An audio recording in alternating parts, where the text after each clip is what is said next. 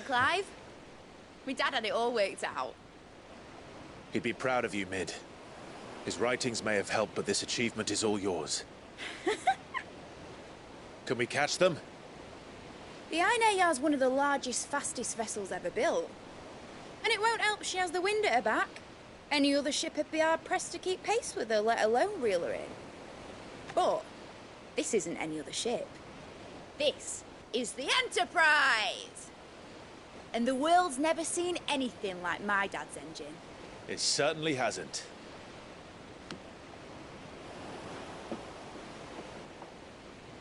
Clive, what do you know of Barnabas Thumb? Only what the bards sing. That he sailed to Ash from southern lands. That it was his mastery of the blade which won him the throne. And that his sword, Odin's sword, can sever the very threads of creation. But don't lose any sleep over a last tilt. We'll do what we must to survive. What we must. The light! I thought this cove was meant to be hidden.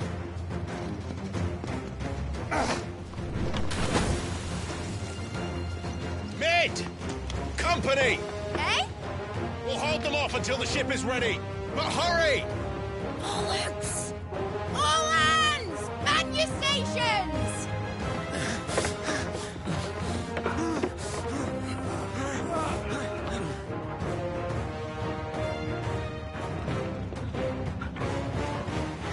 Everyone with me?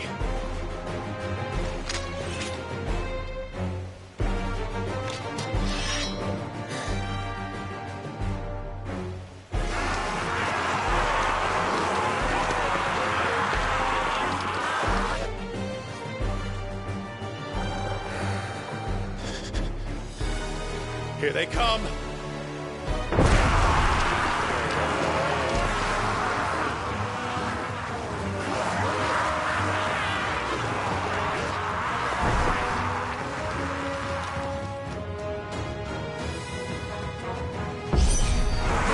Mid needs every moment we can give her!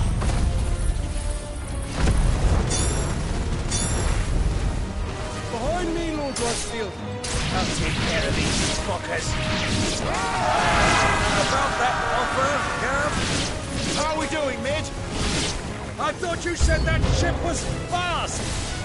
Yeah, but to get going will that take time. So if you fancy giving us a push, you lay in the old sack and die. Oh? I haven't felt this alive in 20 summers! Come on, then! Which of you lot fancies meeting Ogre Killer next? I thought it was called Heartbreaker.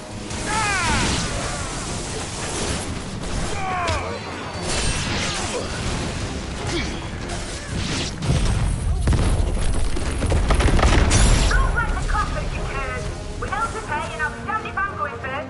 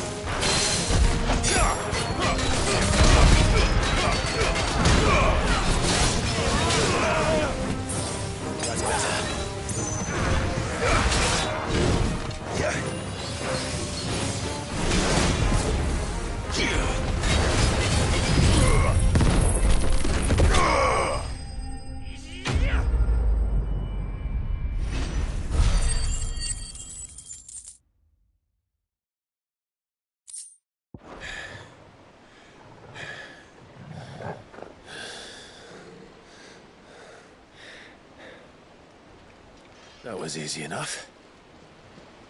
All right, you lousy lot. Get your asses on board. She's ready to sail. You heard the captain.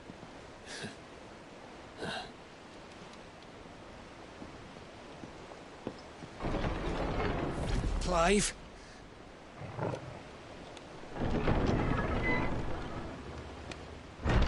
But I thought he was... Confounded. Then it is as I feared. Sleipnir is no man, but a creation of Odin.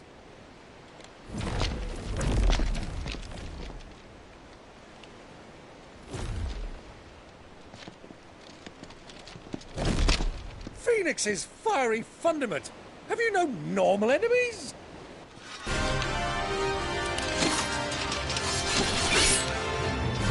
Up for another round? Of course we are. Right, Lord Rosfield? A boy, there was a time people called me the Executioner. Or was it my axe? No matter, heads will roll all the same. Mate, new plan! You leave, we follow! Follow? Swimming, are you? Oh, bugger me! Lay anchor! Engine's dead slow ahead!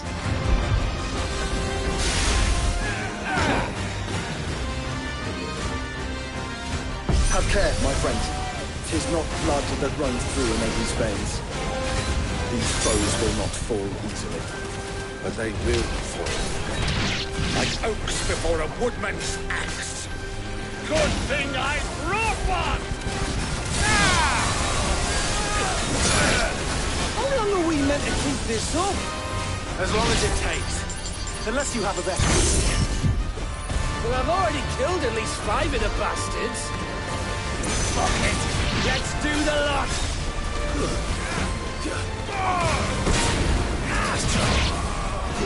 You're finished.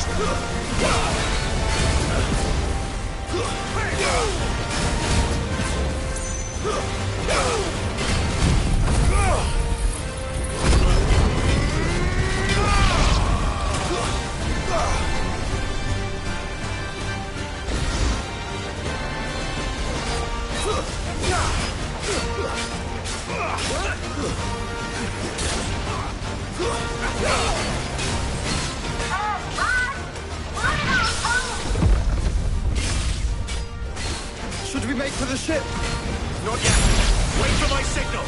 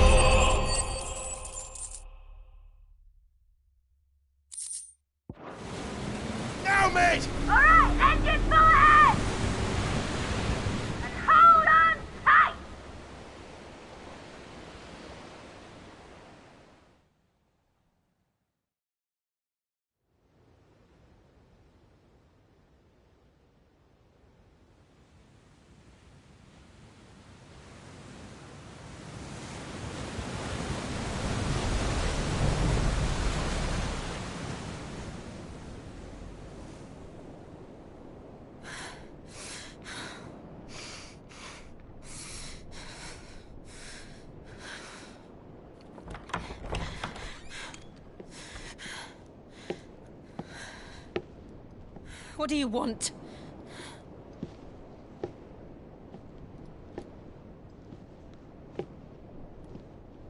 That's quite a mess you've made.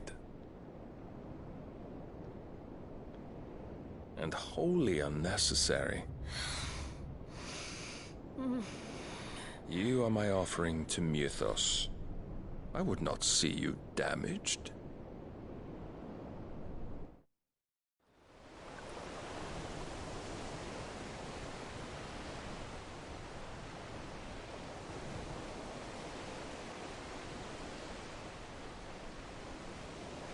Now back to your stations! Every bell spent treading water puts another league between us and the galleon.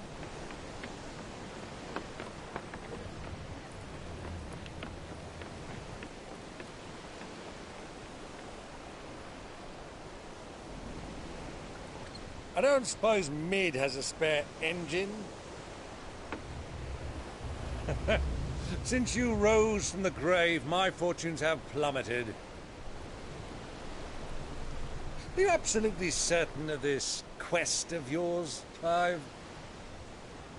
The foes you face are as terrible as they are numerous. Aye. And they'd have us live and die on their terms, which should answer your question. Ha!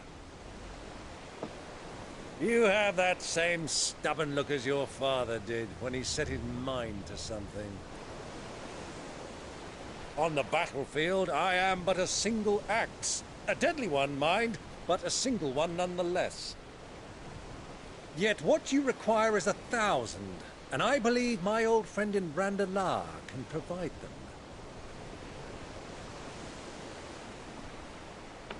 Take care, Clive. I have many more tales of your father's exploits to share. And I cannot very well do that if you're dead. Again. Good luck, Uncle. And may fair winds attend you. As for you, Joshua, take care. I shall do my best, Uncle. Farewell, my nephews. When next you see me, it shall be with an army at my back. Oh, oh, there. Oh, oh, oh.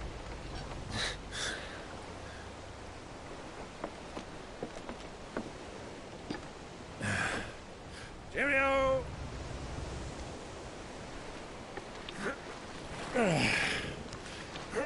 Oh, yeah. Do keep up, my boy.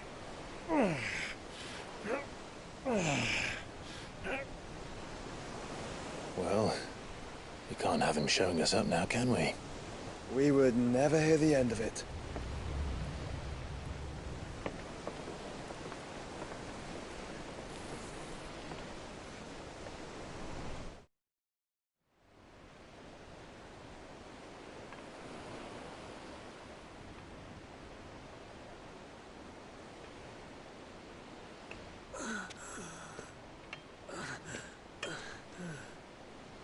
Greek of mercy.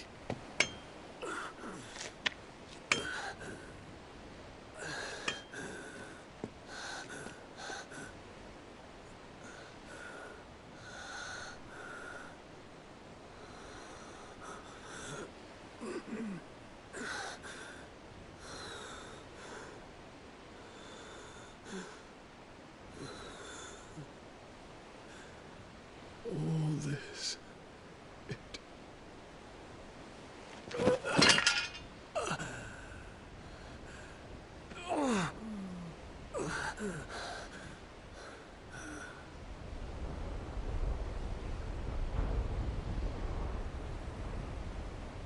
What have I done?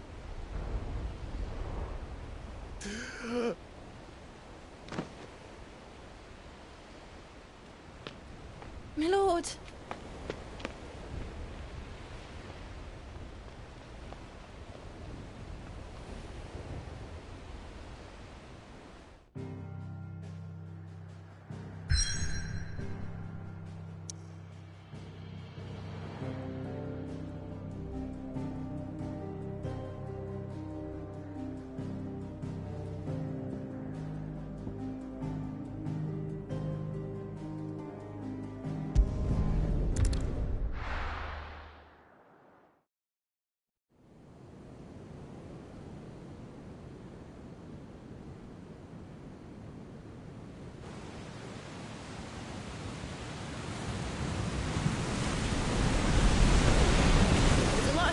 between here and Waloed, but any ship heading north has to round Zemeckis and put through the Narrow.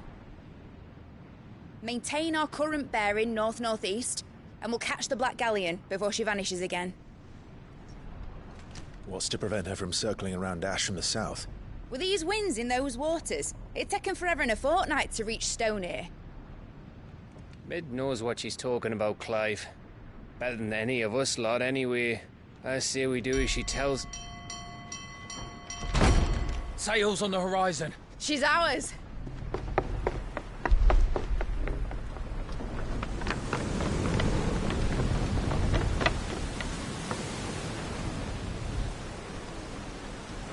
Look alive, boys! Full ahead! And keep those furnaces fed! Do you feel that? Jill. All hands! Battle stations!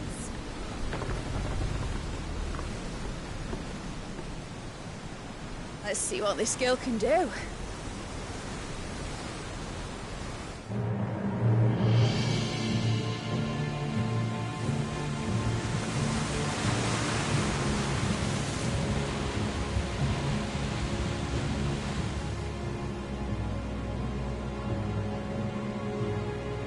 Where one leads, so does the other follow.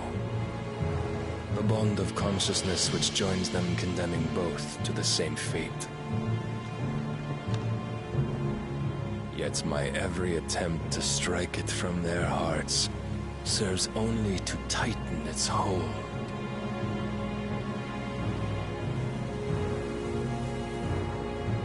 Fascinating.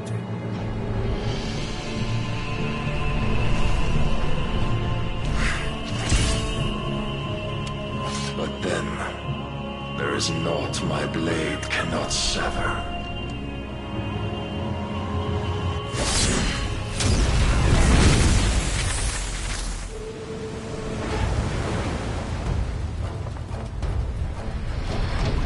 Great Grigor's gas!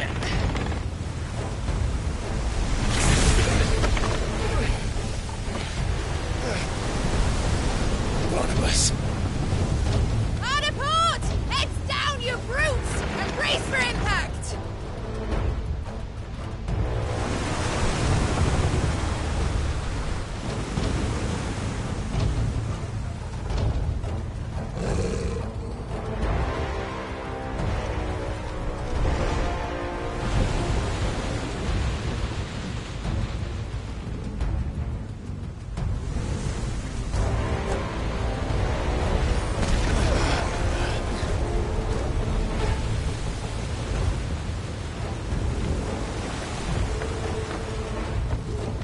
It's now or never. I'll find her.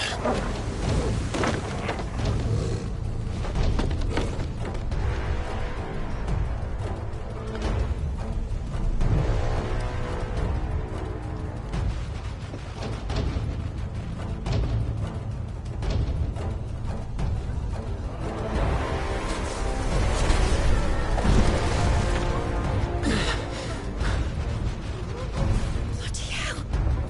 Hard a starboard!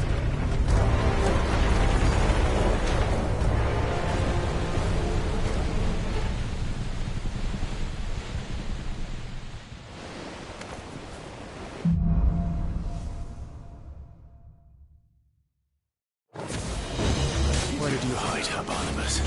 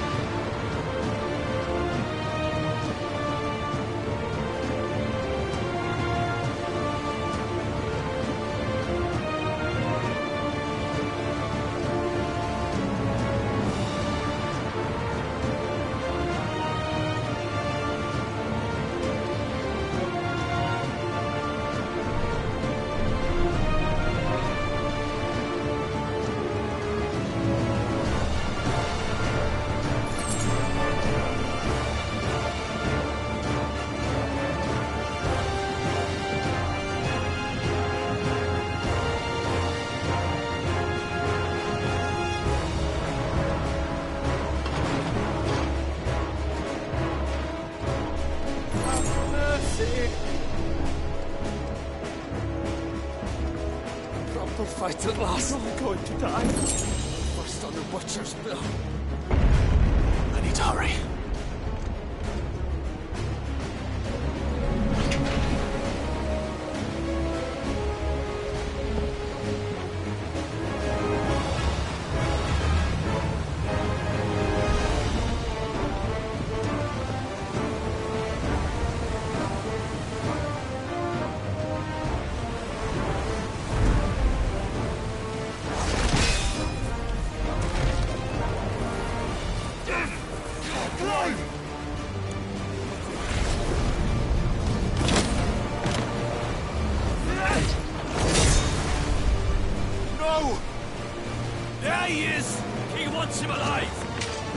Hold on.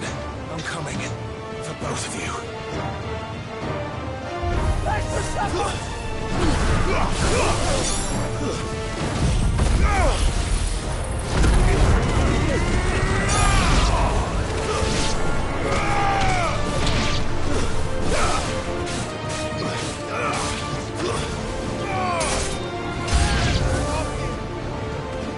Who will steer the ship?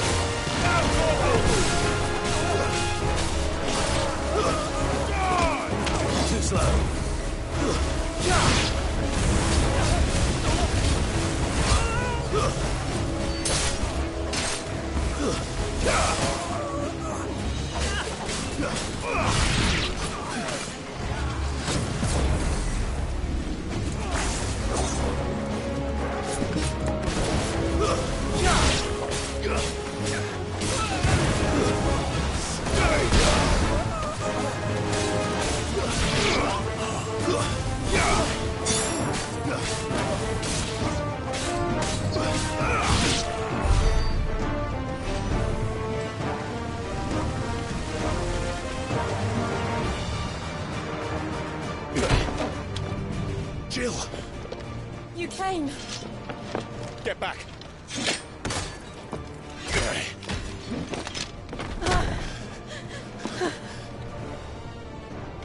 Clive, how did you... I'll explain later. Hands.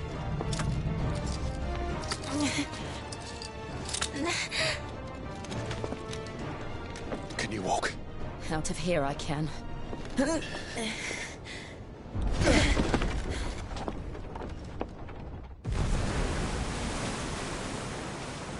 Stand still! Phoenix. Are you not the dominant of fire? I see naught before me but a guttering flame.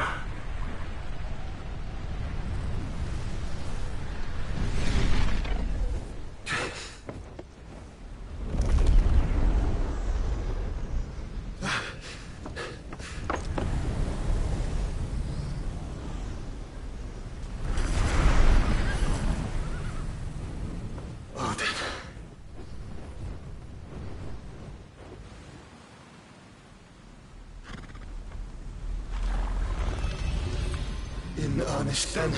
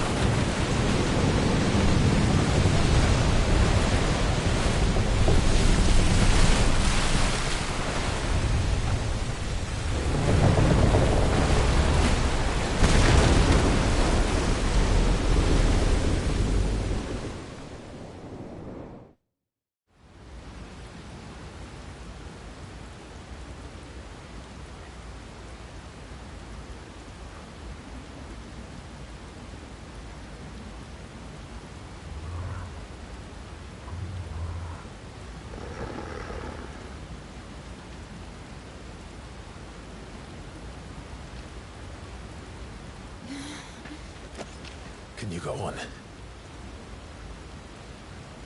I think so.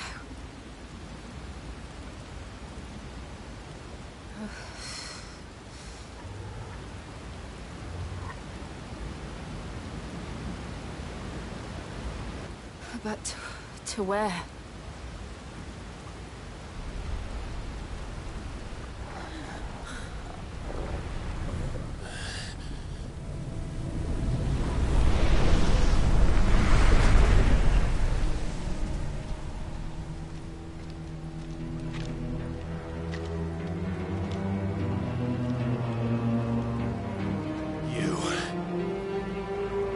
What did you do to Joshua?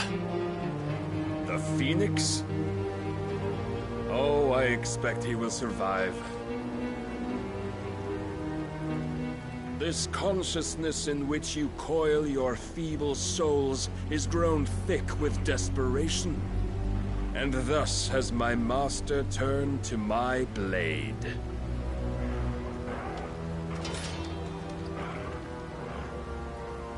The world will soon be painted in black, and all that live shall gather in death's autumn wake.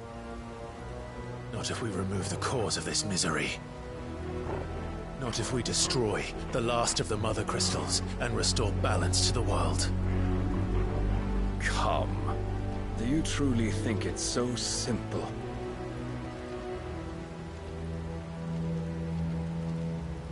The Blight is inevitable. Not even the Almighty might stop its endless march. Your efforts will avail us naught. Naught, that is, but suffering. You must embrace the truth, Mythos. Accept your place with the Lord. Keep it. As long as there's a chance, there's a choice. Ever led astray by your blind resolve.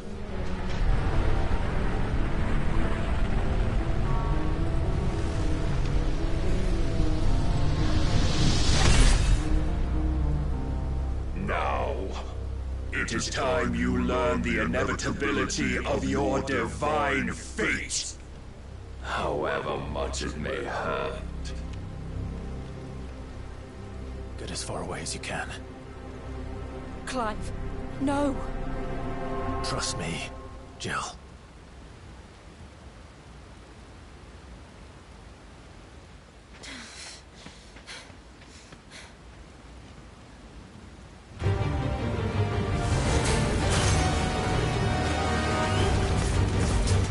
We don't have to do this. Oh, but we do.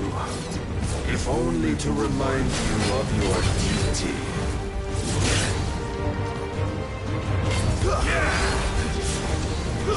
Defend yourself. In the short time since our last meeting, you have grown much.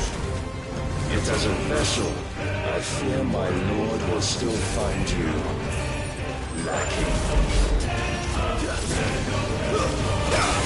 Come. Let's try.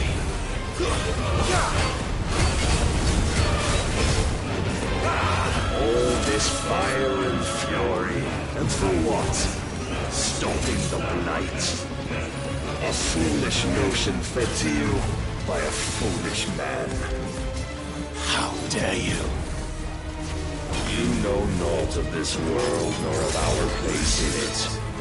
If our fates were so easily rewritten, we would all be gods.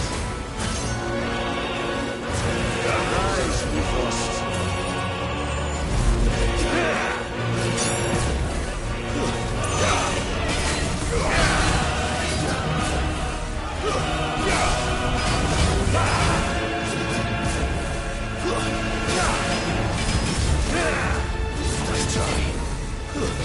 Raise your guard.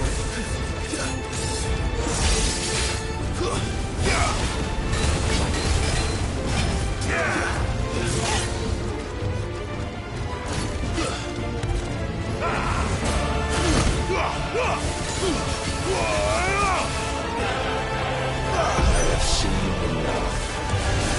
If reason cannot sway you, there are other means of persuasion that might.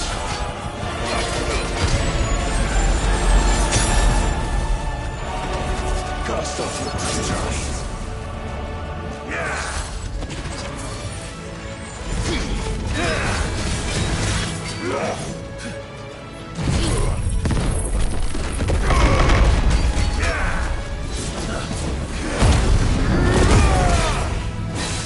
Are you ready?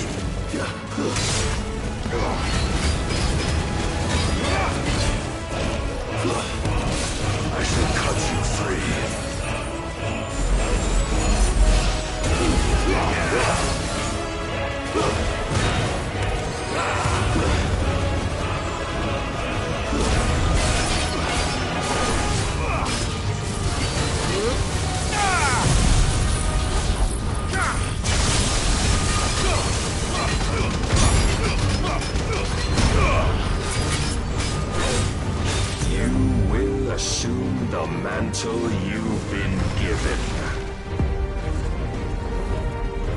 Thus is the light of hope severed!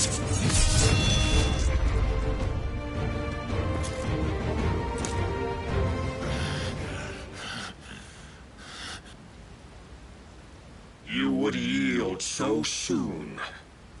Never. Clive!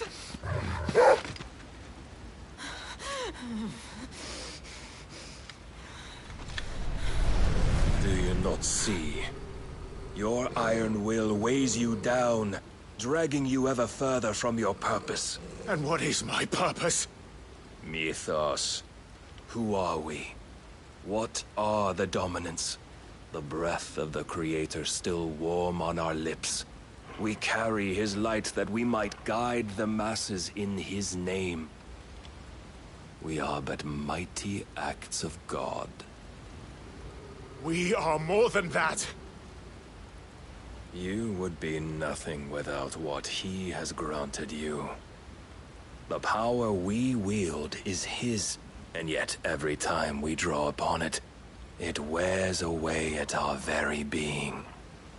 It breaks us. It unmakes us, that its immaculate aspect might reveal itself. The icon. It is too much for even his chosen few. Apart from you, Mythos. You wield the might of many, yet your body does not answer for its avarice. What are you saying? What I am saying is that we dominants are a means to an end. We were created for you, that you might drink deep of our strength and thereby fulfill your divine purpose. Which is? To feed. As you would know, could you only look beyond the walls of your prison of self-regard. As long as you choose to ignore this, you shall never penetrate my defenses. Still, you may take solace in the fact that you are not alone in your plight. The chains of volition shackle all of mankind, but there is yet cause to rejoice. For the Lord, in his mercy, has taken pity on his flawed creations, and shall see them restored to their proper forms. And what exactly would that be? Why, loyal servants to God. No. Manners, Lord Rossfield? They are men, like you and me. Albeit ones unburdened by the wills that drive our kind to madness. They are pure. They are divine. You mean to turn everyone Akashic? Not turn, Mythos. Turn back. For too long has mankind been led astray by their clamorous wills. It is time they return to a world of quiet equality, where they might once more know salvation. Salvation! And abandon everything we hold dear! We don't need your salvation. We'll save ourselves, and we'll do it on our own terms. Not yours. And not your gods! With every defiant expression of your will, the tighter the chains of consciousness become. But perhaps that fact may be put to use.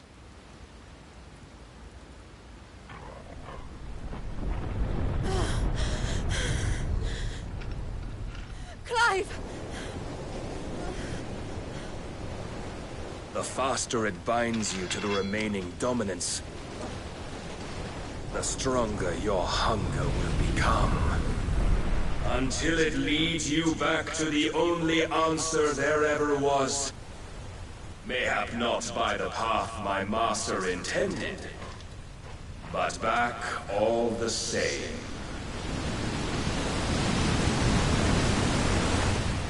Ash is not far. I could freeze a path. You're in no fit state. Probably not, but I can try.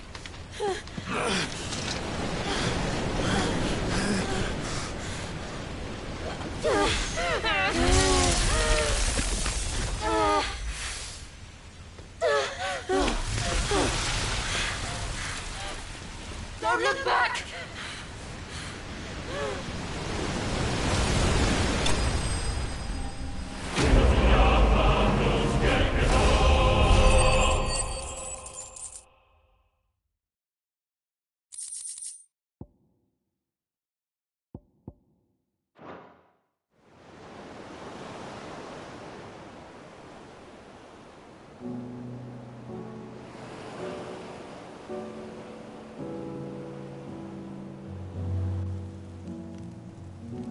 I hope the others are safe. The Enterprise was clear of the gap when we fell. They made it, Jill. And they will have seen the ice where it led. We need only wait till dawn.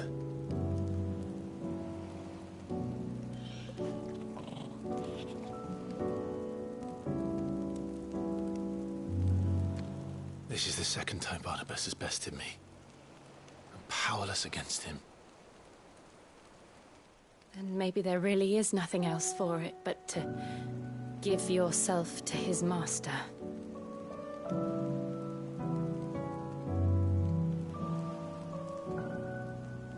Only you won't do that. The Clive I know would never do that. So you believe? But do you really know me? If what Barnabas said was true, then I'm more monster than man. And each time I summon the flames from within, I burn away the things that make me who I am. Do you, though? Think of what you've used that power for. Of all the people you've saved. It doesn't matter how or by whom it was granted, only how you choose to use it. And you've chosen to use it for good, haven't you? I've also used it to kill. What if that's my purpose? What if it's all I'm good for?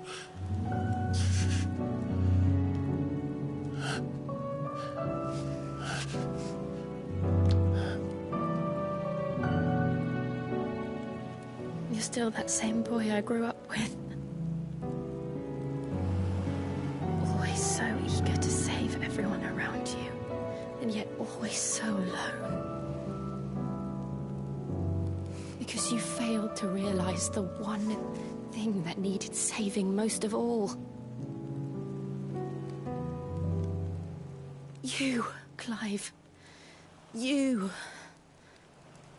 You never once took the time to save yourself.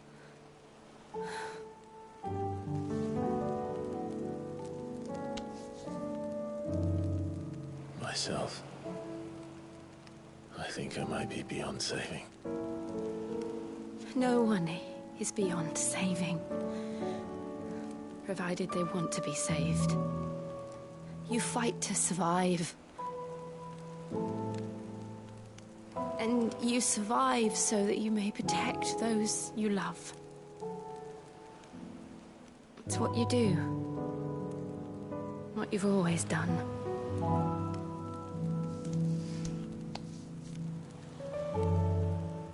And I know you're not about to change.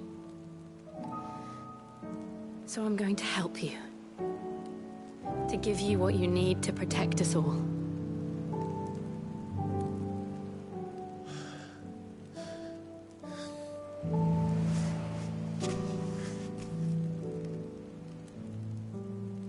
Jill.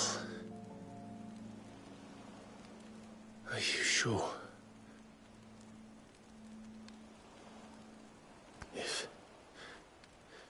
If this is what you want, then...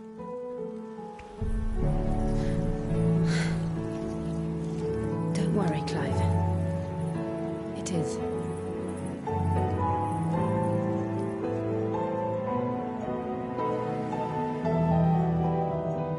This burden, I'll give you the strength to bear it alone. But I'm not alone. These burdens I carry, my sins, my pain, my sorrow, I see now that they are all a part of me.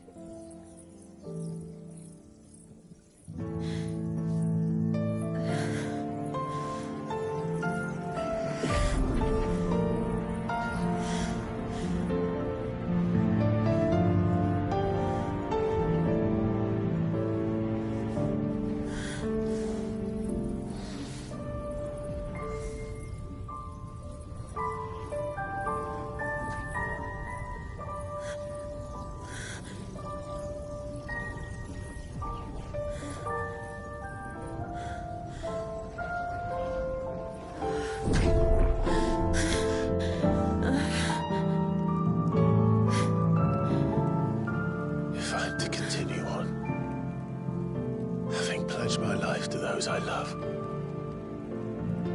then I will gladly bear your burdens too, until my last breath.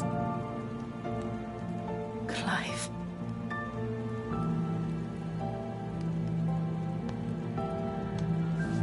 I promise you, Jill, we will find a way to escape this fate. Find a way to save each other.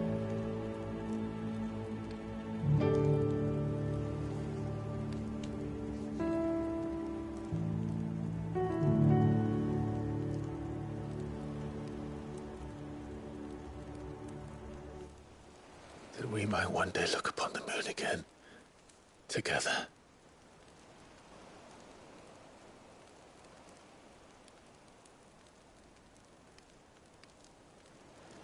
And I promise you, Clive, that I will be there, no matter what you must become. I know.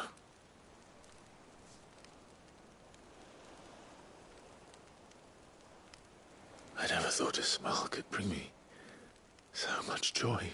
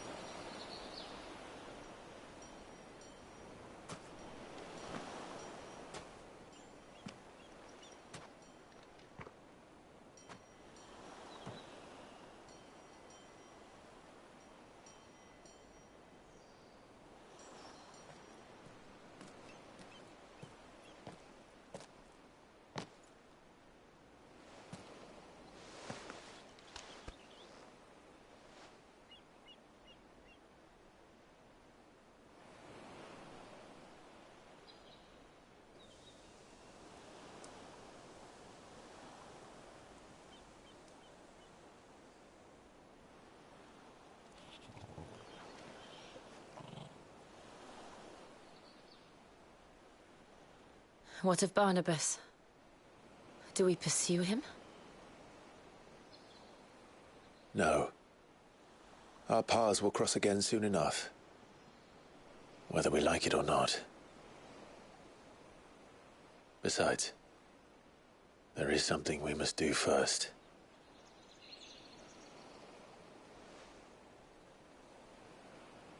Of course. Drake's spine. The last Mother Crystal. The Einherjar is at the bottom of the sea. Waloed won't dare move on Storm without her. But they know we're coming now. We'll need a plan. And a damn good one at that. Then let's go home and find one. Ash will have to wait.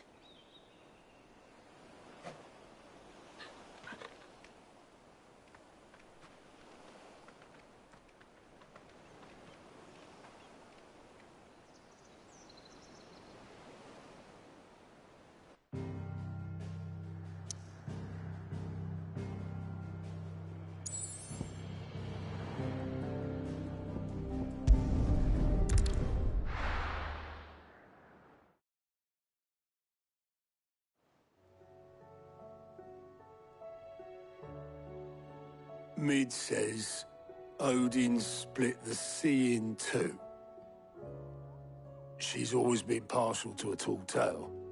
But there's tall, and then there's tall. I struggle to believe it myself. I see your uncle isn't with you. He stayed with the Enterprise. After our brush with the Einherjar, she was in urgent need of repair. And my uncle knows a shipwright in Randalar. We're to join him there when we're ready to sail for Ash. You sure that's wise? Last I heard, the place was still overrun with Akashic. Show me a city where that isn't true. Ultima's plague is spreading. We're running out of time, aren't we? We've done our best to shore up that hideaway. But I doubt a few planks will stop what's coming. Still, we'll keep at it. Every little helps, I suppose. Let's hope so.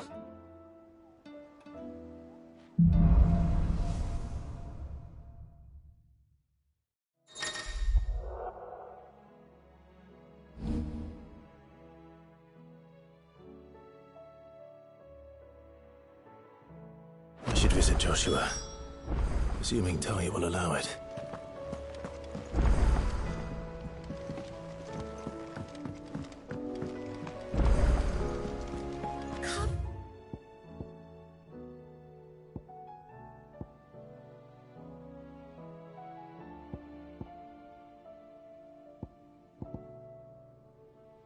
The nicks and lumps, the lot of them.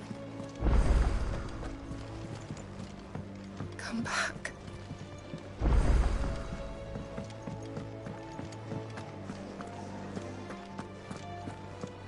Oh, don't tell me we've run out of papio nuts and all. What do you want?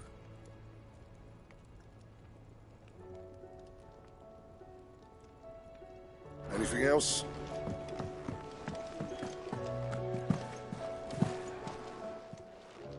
Clive, if you're gonna buy something, be quick about it.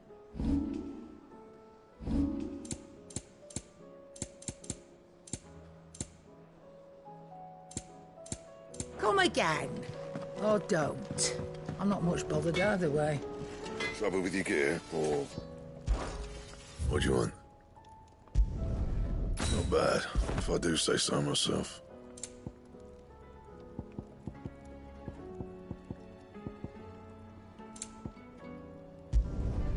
No scratches, right? Yeah, that should do you.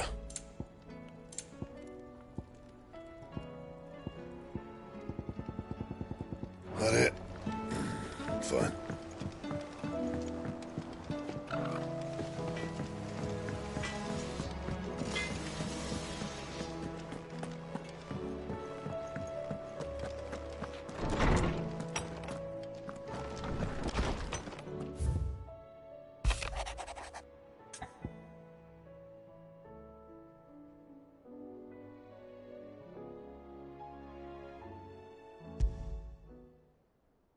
There's no way of knowing if Doris will confide in me.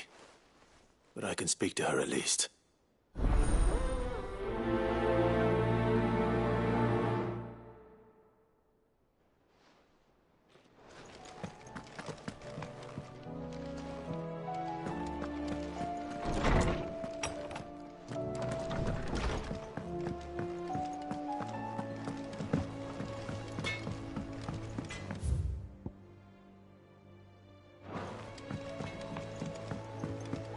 tried Molly's lemon tarts? I've never had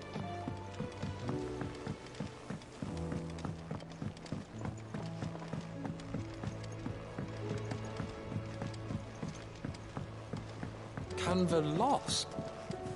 It can't be true. Miss, can we read Miss Editor's story for our lesson today?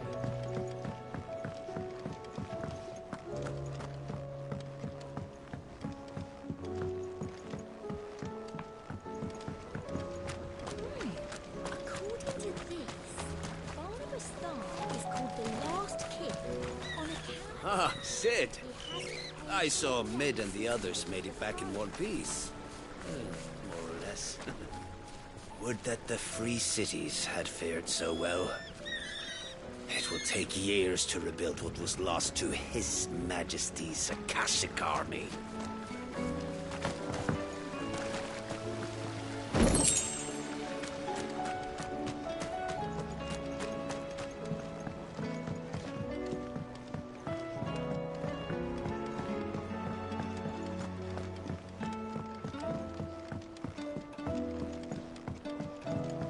How was she? The Enterprise, I mean.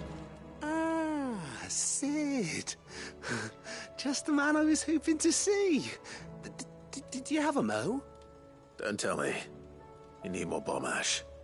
Oh no, we still got plenty of that left. I'm working on bringing another one of the Chief's designs to life. This time, it's a new smelter.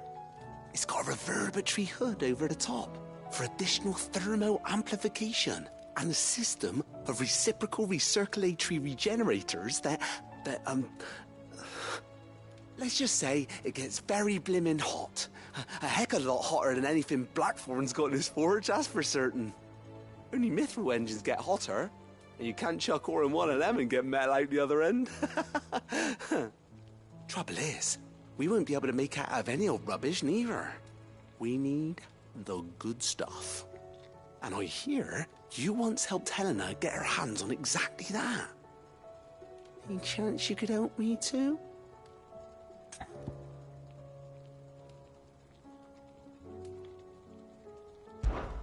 If it's for the good of the hideaway, I'd be happy to. Oh, it is. I promise you. So, what exactly is this good stuff you need me to find? We've got a couple of examples here. Spherical echoes, we call them. More fallen materials. So this smelter is similar to the Mithril engine in more ways than one. That's right. They're a bit like the thermal helms. Fallen ceramics deal with heat like nothing else, see? And what's more, they're directional, transferring heat from the inside to the outside. But these things, they're all outside. If we line the hood with them, they'll reflect the heat right back into the furnace. We've collected as many as we can, and I know where we can get the rest. Trouble is, they're all watched over by their bigger, uglier cousins. So you want me to visit some ruins, destroy some echoes, and bring back the spheres they're guarding? That's it in a nutshell, yeah. We're only 3 short, mind, and we know exactly where they are.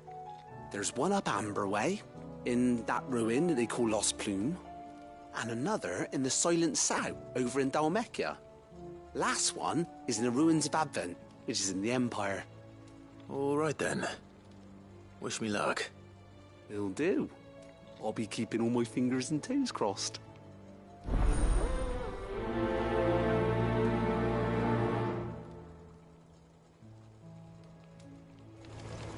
With Canva in the hands of Akashic,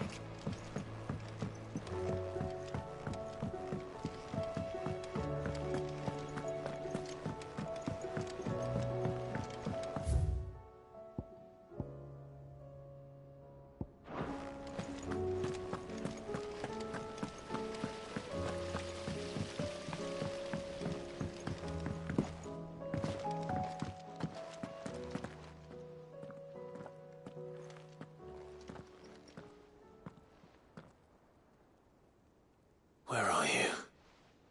Can I help you, Sid? I'm looking for Doris. Is she here? I'm afraid not. She's at Martha's Rest on a job. My job, actually. When she heard what the mission was, she insisted on going herself. Alone. Did she? What was the mission? Following up on some new information. Once they'd settled in, the bearers you helped liberate in the Dragon's Eyrie were keen to talk about their imprisonment. And about their captor. The slaver Cole's team were tracking when they were attacked by the Beastmen. I'll go and find her. She's at Martha's Rest, you say? If she's not moved on already, yes. I hope everything's all right. Why would Doris insist on going alone? Maybe Cole was right to be worried. How do you split the sea, you reckon? I reckon we're better off not knowing.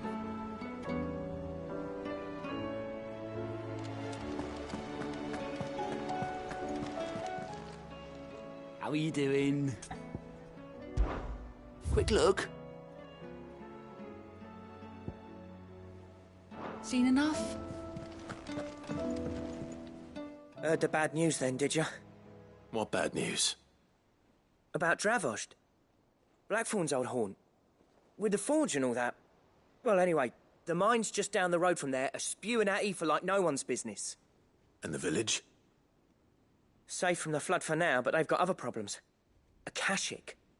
Every creature in the area is either turned or on the way to turning, apparently. Zoltan and the others are living on borrowed time. They need help, and quick. Doris sent a few curse breakers to keep an eye on things, but there's only so much a couple of scouts can do. Except get eaten. If something ain't done soon, the whole place will be overrun.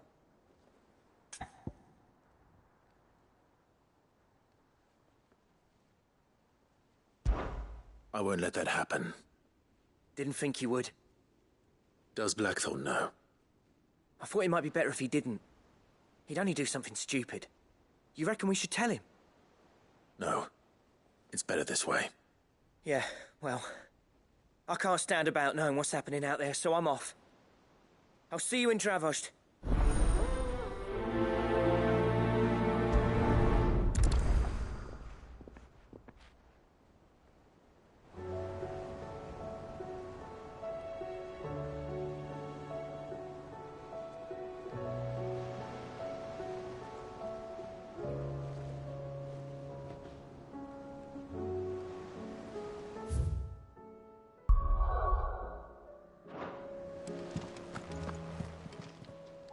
Clive! Here you go.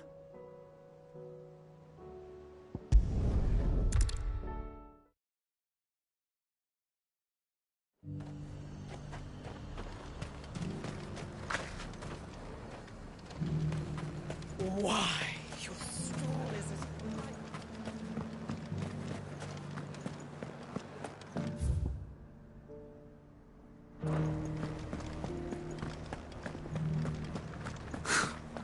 Let of us believe. But there were ghosts at the gates not days ago.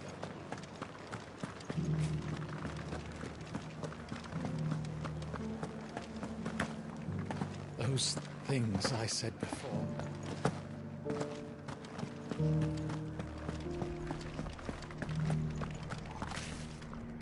Oh, Clive. What am I to do? My wards and I may soon be without a home. What's happened? The High Cardinal has descended from his lofty throne and taken up residence here in Northreach. The High Cardinal? Leader of the Council of Elders, second only to his Radiance at the head of the Imperial government. Not that any of those things still exist. Now he goes by his noble title, the Duke of Oriflamme. And what does he want with Northreach? He wants to transform it into a military stronghold. A foundation upon which to build a new Sambrec. He's already secured the support of the various army remnants, with promises that they shall be afforded the respect they deserve in his empire. One built on the confiscated property of the people. He would rob the populace to pay for it. Believe me, I have used every means of persuasion to discourage him from this folly. But for whatever reason, he will not listen to me. What does Captain Philippe make of this? When the town was under attack, it was him the soldiers rallied around. Couldn't he use that influence again? How? By speaking out against one of the most powerful men in Sambrec. A man whose stated aim is to revive the empire Philippe's comrades swore to serve, and to improve the soldiers' lot within it. The captain can offer them a regular supply of gruel, and an occasional trip to the Vale to help them forget the terrors they face each day. The Duke offers them a vision of strength and safety. No. Any attempt to incite mutiny would cost Philippe the support of his men, if it did not cost him his life. But given the mood around town, mutiny may yet be unavoidable. The people have little appetite for further deprivation, least of all when it serves only to elevate others. And who could blame them? Clive, would you appeal to the Duke on my behalf? For your services to Northreach, you have the respect of the soldiers, and they will take you to His Eminence if you ask them. And unlike Philippe, no bonds of loyalty prevent you from speaking your mind to the man. Well, will you try? You could hardly fare any worse than I did.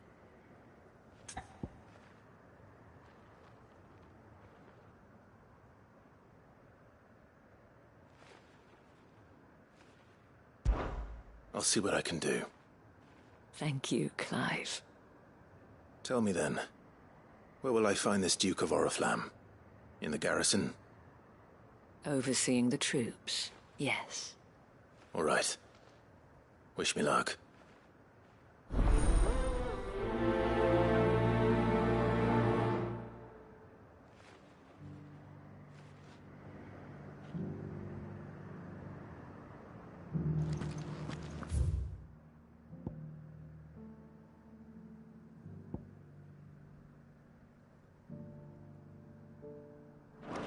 I may have met this Duke before, at the Remembrance Ceremony. Let's hope I didn't make a strong impression.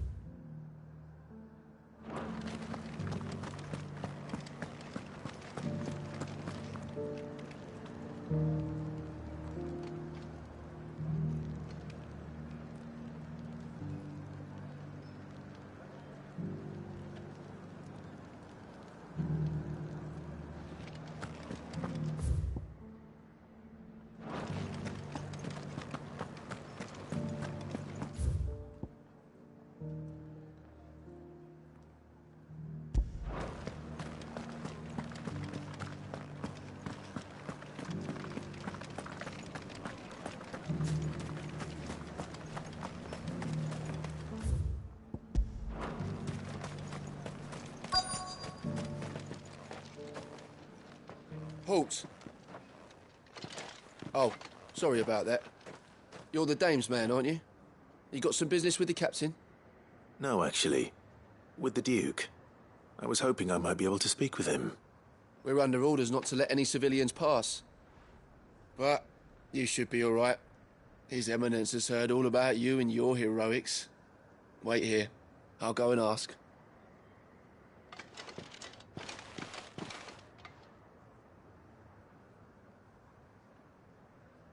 So, you are the sellsword who lent his aid to the garrison.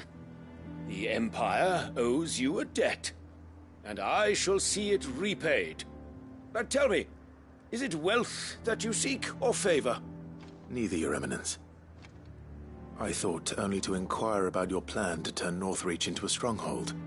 Ah, I see. You are worried the expanded garrison will render your services redundant. Yet you needn't be. A proud fighting man like yourself shall always have a place here. Pride of place, in fact. For too long has the contribution of the noble soldier been under-reckoned. But no more. For it is they who shall see the Holy Empire rebuilt, beginning right here in Northreach. Why here, Your Eminence? The town has been fortunate enough to escape largely unscathed from the recent troubles. Her defenses are sound, and her garrison well prepared. Which is more than can be said for Oriflamme or Twinside. The Empire wants for a capital, and I believe Northreach to be the perfect place. With Caer Norvent as her citadel. Once we have seen to the refortification of both the town and the castle, we need only build a wall around both to create a city that would be the envy of the twins. Plans are already underway for the construction. Soon enough, these thralls shall learn that they are no match for the might of Sanbreque. I fear you underestimate how dangerous these creatures are, Your Eminence. Should they return in force, you will need all the people of Northreach to come together in defense of the town. Something they may be loath to do if they've been deprived of their worldly goods. The people will do as their leaders command. If Sanbreque is to be rebuilt, she will require a functioning government. One whose authority is beyond question. That is why this levy is necessary. So that any man who wishes to join the army might do so and be fed, outfitted, and paid as befits a defender of the Empire. And yet there are those who persist in peddling the treasonous lie that I seek to steal from the people and drive them from their homes. I suspect they're afraid of losing what little they have left. Precisely. The common folk have little and less, and you mean to deprive them of even that. You would sow the seeds of your new empire in your own salted earth. Sabine, we have discussed this. Yes, and I told you then how putting the empire before her citizens would lead only to revolt. Without an empire, there are no citizens. And in yours, there will be only beggars. Is that what Griga wills for her people? Do not take her name in vain, Sabine. I'll come back later. The citizens revolt. I wonder what the people really think of the Duke's plan. It wouldn't hurt to ask them, I suppose. Let's begin with those on the other side of the wall. Sabine, you are embarrassed.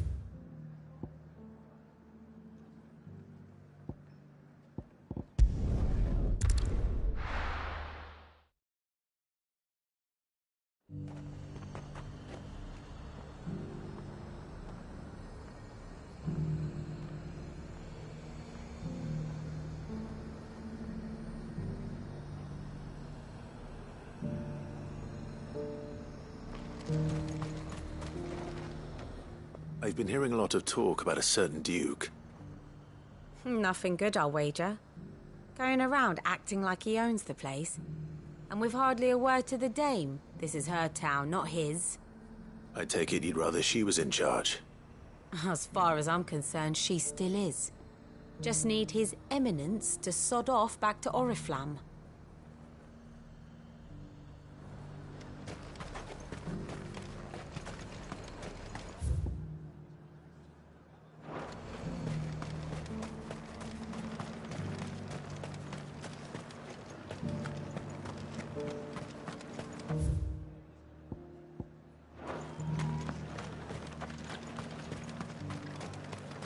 I heard the dame got an eye.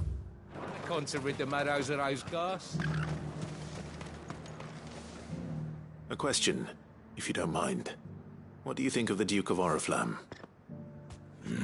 Don't get me started.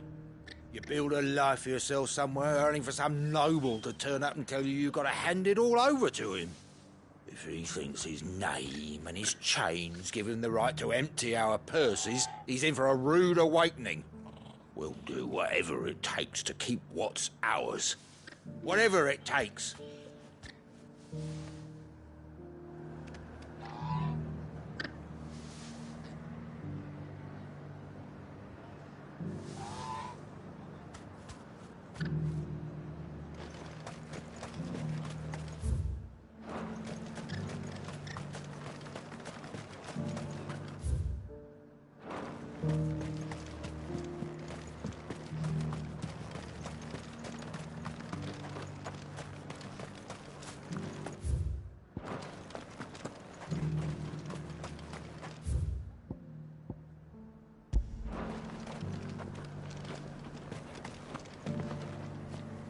All right there. What is it you're after, sir? Just your opinion, actually. I wondered what you thought of the Duke of Oriflamme. Oh, him. Not much. None of us traders do. It's thanks to nobles like him that we had to set up shop this side of the wall in the first place. Couldn't have the rabble getting any closer to the holy capital, could they? And now he's trying to drive us out completely, threatening to take everything we got from us if we don't clear off. If the dame said she wanted him run out of town, I'd be straight through that checkpoint, tar bucket in hand. Well, the people seem united enough. What about the soldiers?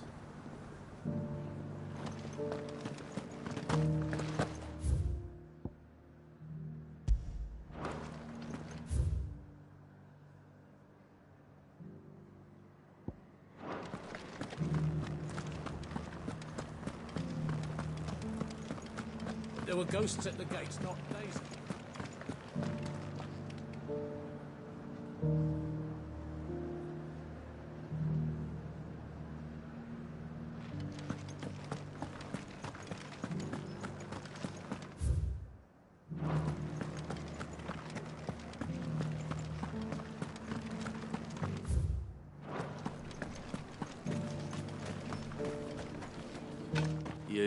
You're the one who was talking to His Eminence. On the Dame's behalf, yes.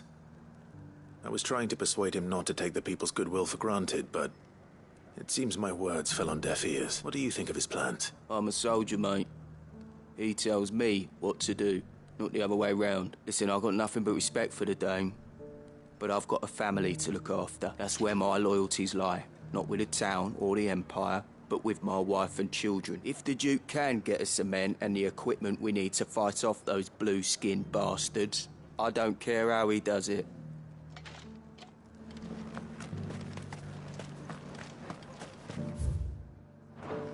Sabine, you are embarrassing me. You're embarrassing yourself.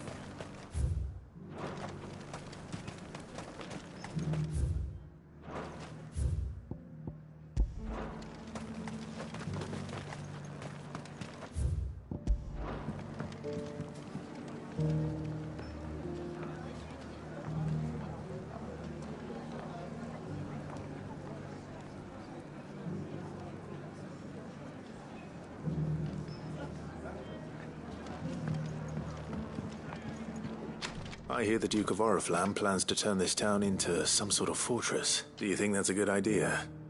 It's not for me to say. All I know is that unless the Emperor orders me otherwise, His Eminence's word is law. Look, no one likes all these taxes and tariffs, but empires don't come for free. Once Sanbreque is back on her feet, we'll all reap the benefits.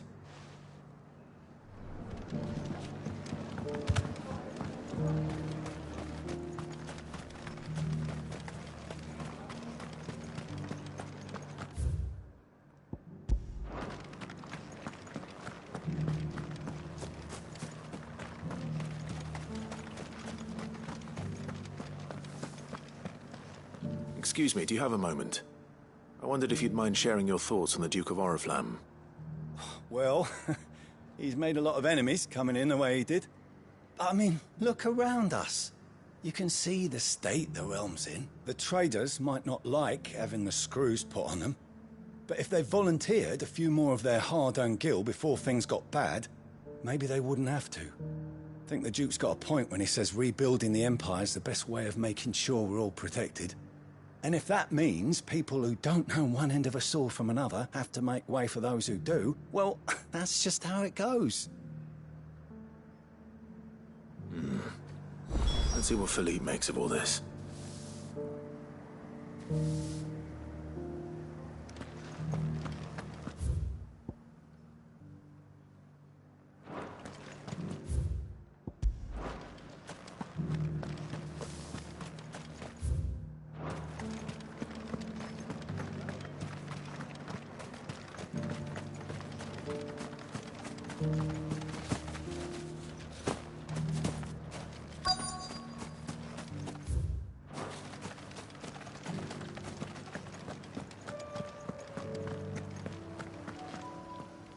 Captain, do you have a moment? For you? Certainly. Clive, wasn't it? Thank you for last time. How can I help you? I wanted to ask you about the Duke of Oriflamme. Do you intend to go along with his plan? But to tell you the truth, I'm in two minds. It's my sworn duty as a captain of the Imperial Army to obey his orders. But I can't say I agree with him. Philippe, I remember you saying that you became a soldier to protect the people you loved. The Dame included. That's right, I did. Well, she doesn't agree with the Duke's orders either. She thinks they could tear Northreach apart.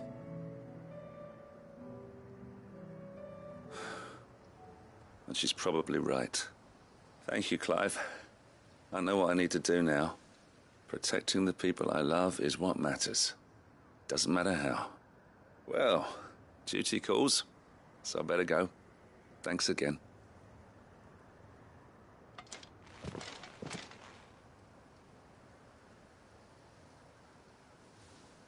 It seems Philippe wants to do the right thing at least. I expect Isabel will be pleased to hear that, if nothing else.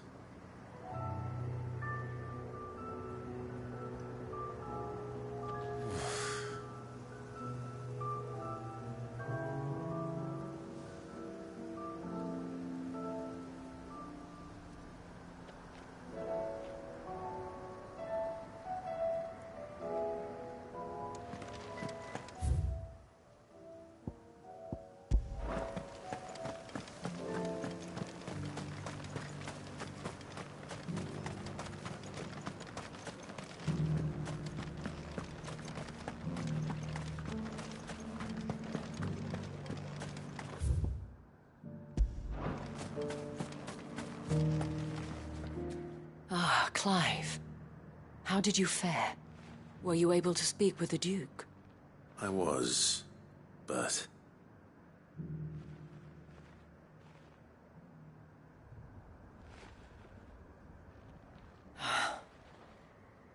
So Northreach is to be a fortress after all.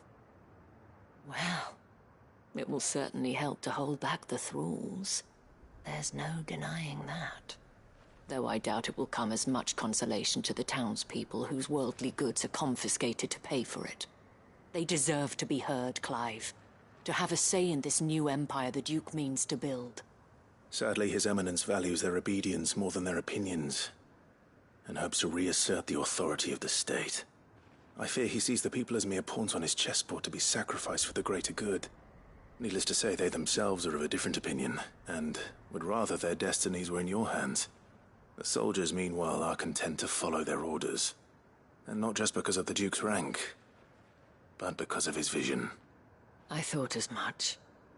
Had I sworn to protect Sambrek, I dare say I too would want nothing more than to see it rise from the ashes. Thank you for trying. But the battle is lost. I don't know about that. What happened to your uniform? I handed it in, along with my resignation. Told the lads I wished them well, but that I owe it to those I love to call it a day. But why? Because I realize what really matters to me. Not following some nobleman's orders for the sake of it, but protecting what I care about. Protecting Northreach. I honestly don't know when those monsters will return, but I'm certain they're not finished with us yet. And when they do come back, we need to be ready for them. We need to stand together, all of us. And with you to lead us, milady, I reckon we can do it. It was you who finally convinced me, Clive. There's no point following orders if they go against everything you believe. Indeed. All of us, standing together. That has always been Northreach's best hope, and one which still lies within our grasp. We have only to turn our attentions to the true enemy. Thank you, Philippe, for showing me what I must do. Anything for you, milady. Speaking of standing together, would you mind if I borrowed a few of the lads from the Vale to help keep watch around the town? I fear His Eminence has loftier tasks in mind for the guard. Not at all. Be my guest. Wouldn't be the first time.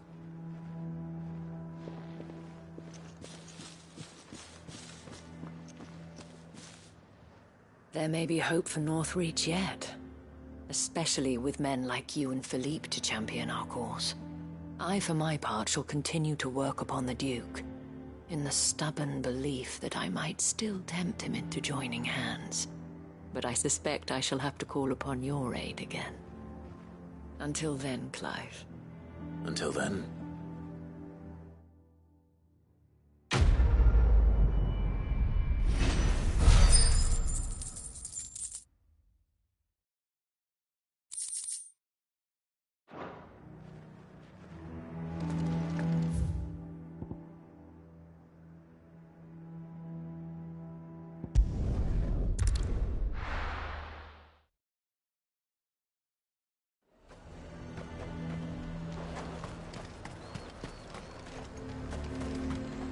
What can I do for you? An excellent choice. Come back again.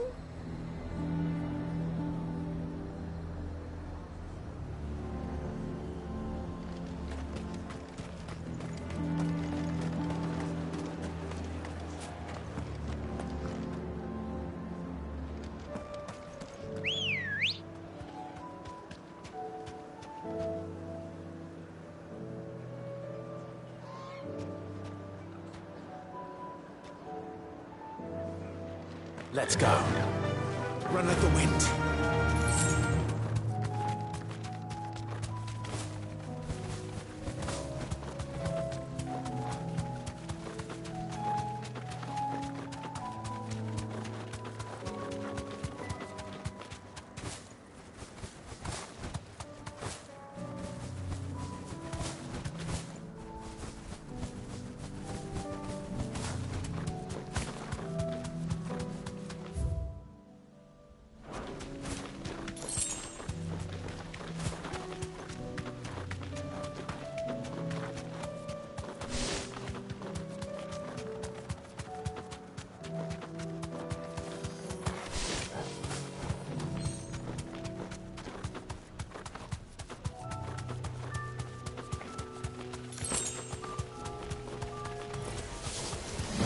To deal with these ones first.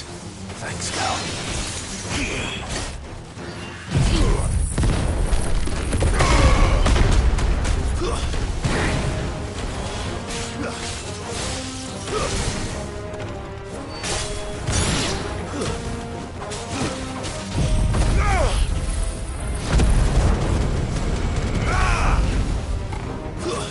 Stay down.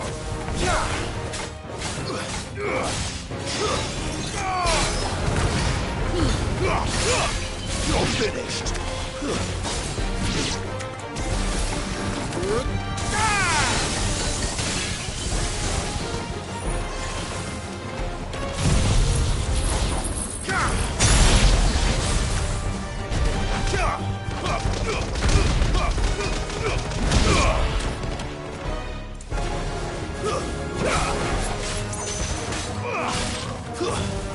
Stay down. Now to find this spherical echo.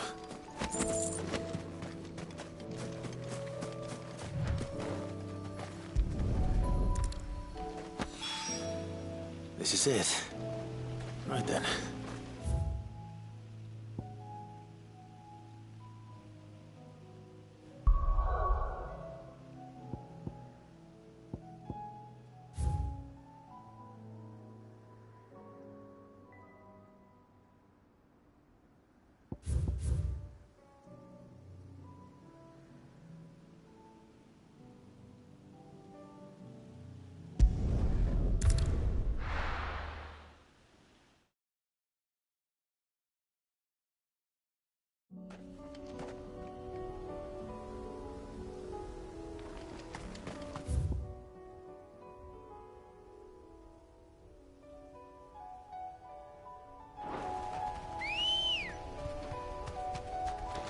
Let's go.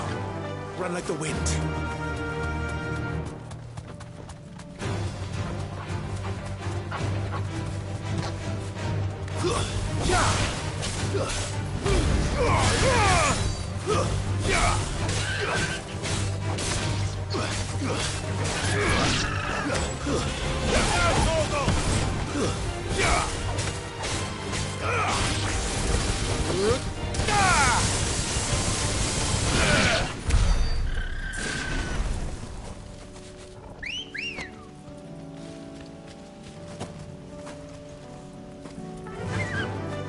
my ambrosia.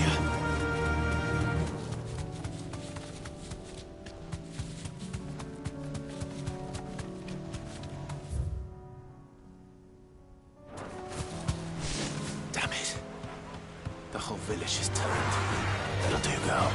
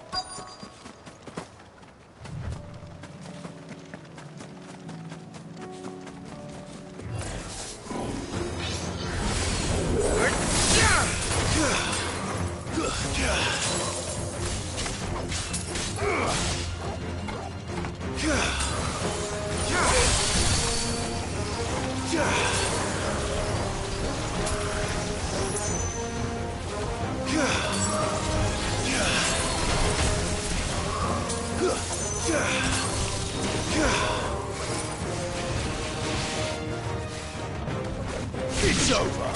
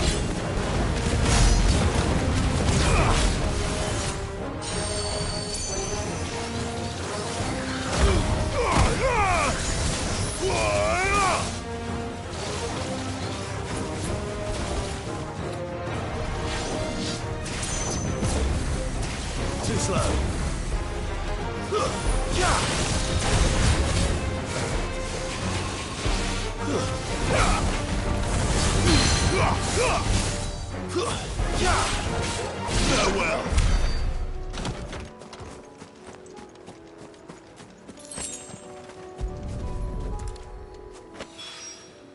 Two down.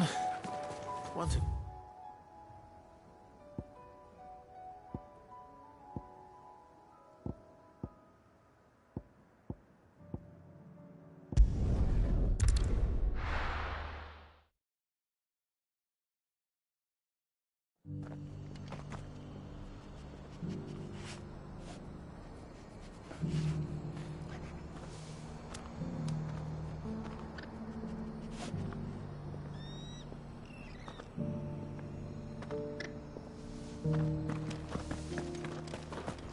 Nora should be somewhere nearby. Assuming she's still here.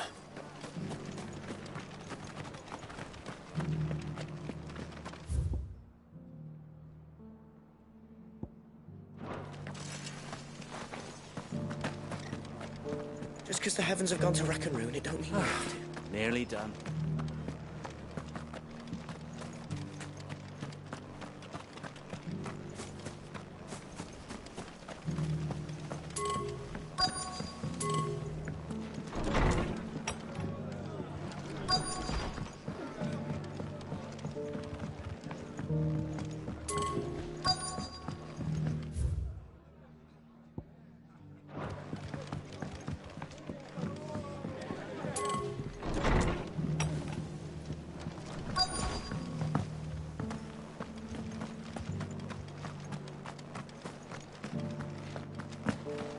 Doesn't still hurt, does it? It's been a pleasure, Doris. Just like old times. I'll give your offer some thought, my lady. How goes the investigation? Sid, what brings you to Martha's Rest? You. I heard you were out here on your own, tracking our slaver. I trust you're being careful. Of course. And it had to be me.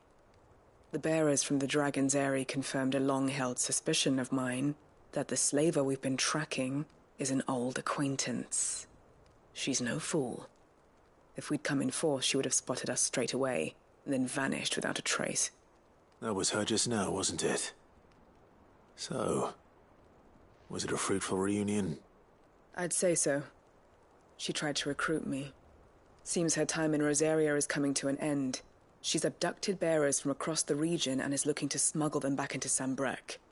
After her brush with those beastmen on the road to Northreach, she hired herself an Imperial escort, which she wants me to join. She's dangerous, Sid, but I think I can stop her. Then I'm going with you. I'll take care of the escort. You can see the bearers to safety. Where are they? The Baum Archers, soon to break camp. You go on ahead. I'll follow once I've sent word back to the hideaway.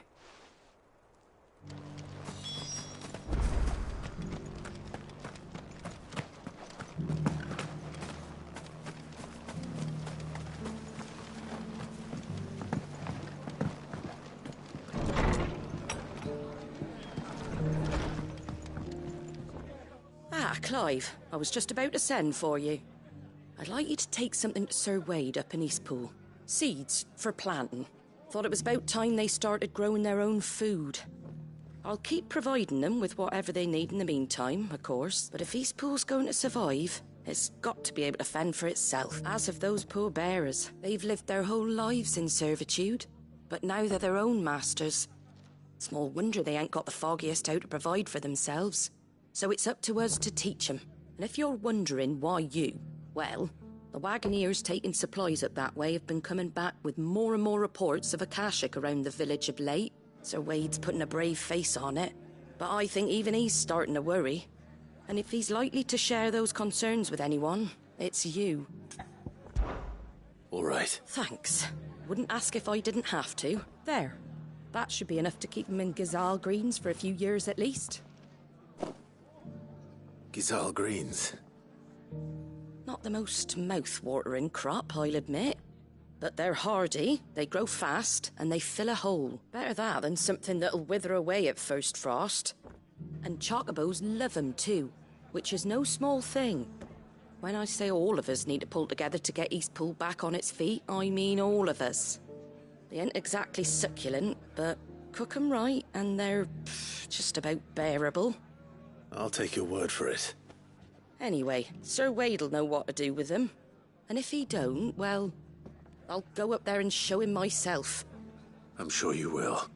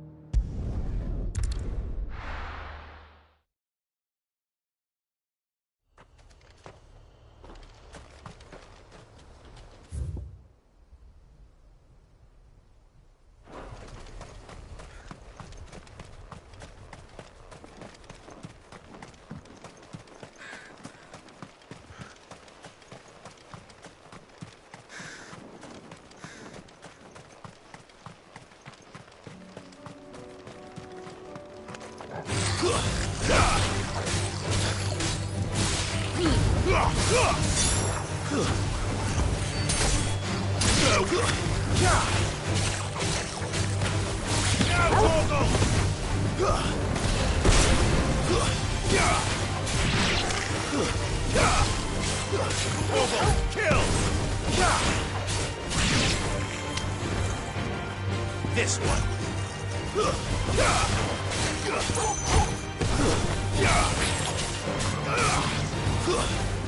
Stay down!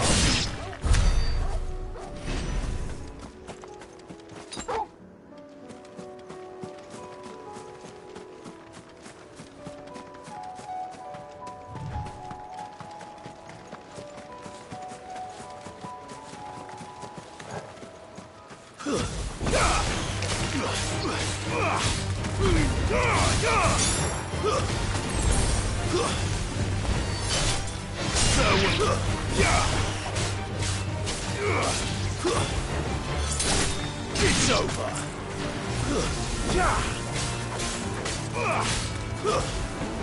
Farewell.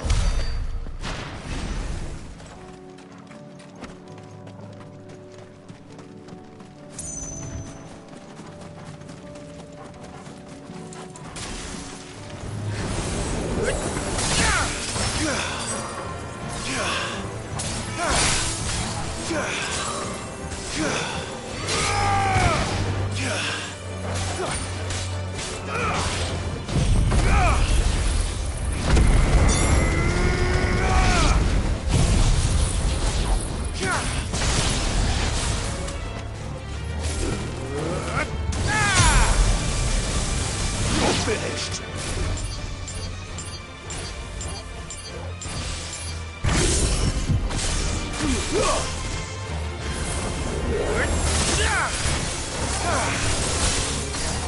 Stay down.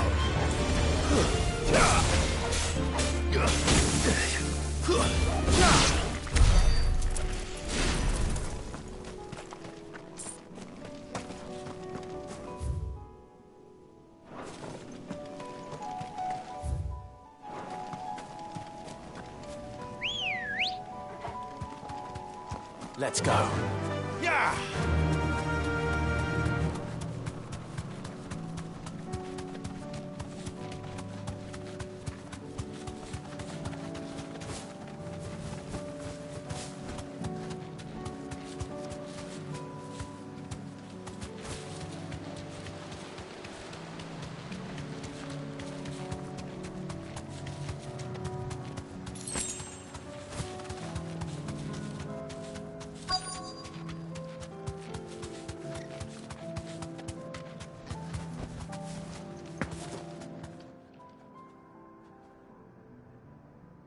Good.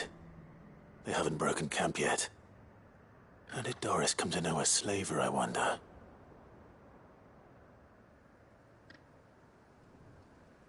We've waited long enough. She's not coming. Ready the bearers. We're leaving. Back to civilization, is it, Mom? With all haste, lest any of you lackwits start talking like these feckless bumpkins. I presume your men are ready. We've suffered too many delays as it is. Any more, and I'll be docking your pay. Yes, Mom. Oh, but before you go, it appears we have company. Kill him. You're welcome to try.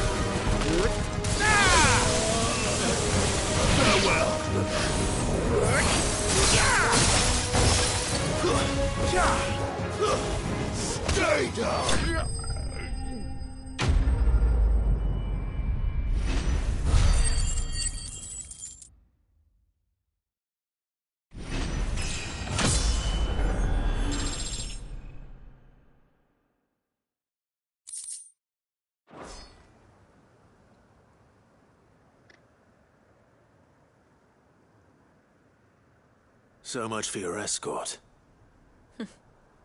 You'll forgive me for not avenging my men. I'm not the swordswoman I used to be. I surrender. Do with me as you wish, Cid the Outlaw. Cid! Ah, Doris. I take it you're not here to rescue me from our brooding renegade?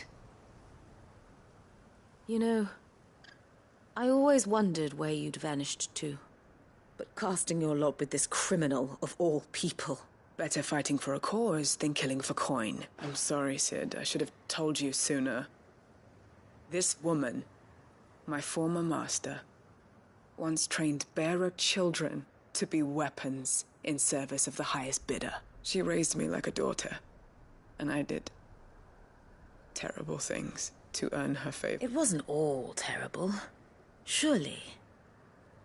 We had our fun, too. You were always so eager to learn, and had such clever hands. All my other children took either to the blade or to the books. Always either or. But you proved yourself a master of both. That's why I kept you for my own. How about it, my little dagger? Care to swear that blade to me again? I never swore my blade to you, nor will I ever. I fight for a higher cause, to liberate the bearers of this world. Farewell, Master.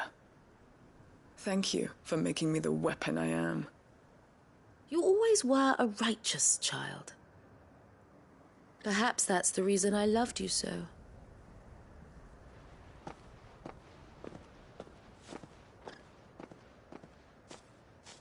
What do you want to do with her? I am not the killer she wanted me to be. Not anymore. And she no longer has friends in high places. The Dame does, though. Her connections at the Imperial Court will see that justice is done. All right. If you're certain. I am. And thank you for everything. Now, I better let these bearers know that they're safe.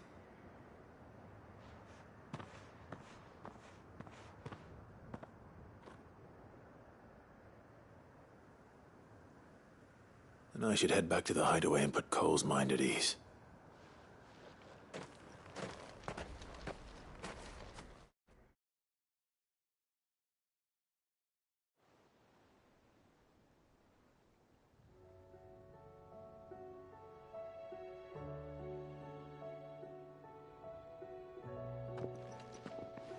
Welcome back, Cid. Doris's message just arrived. I hear you saved more bearers from being smuggled across the border. With any luck, they'll be joining us in the hideaway shortly. Oh, and your letter. You don't need to worry about Doris anymore. I'd been hoping as much. She mentioned one or two things in her report. So the slaver we'd been chasing all these months was her former master. Wish I'd known. She's been arrested, by the way, over in Sambrek. Went quietly, or so we're told. And she won't be getting off lightly. The Empire may have no love for bearers, but it's none too fond of black market traders either. Can't have been easy for Doris. I'm sure it wasn't.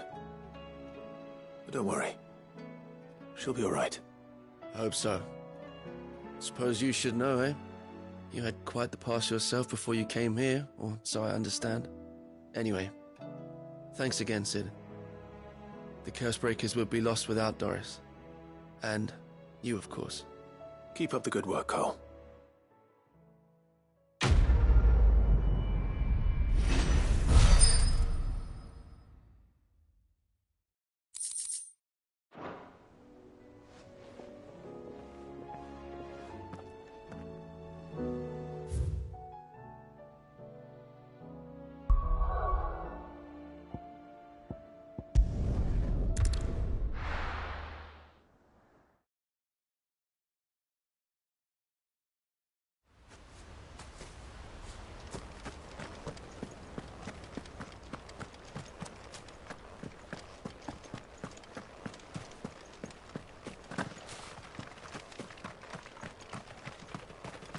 Ah, Lord Rossfield. What brings you to Eastpool? A delivery from Martha.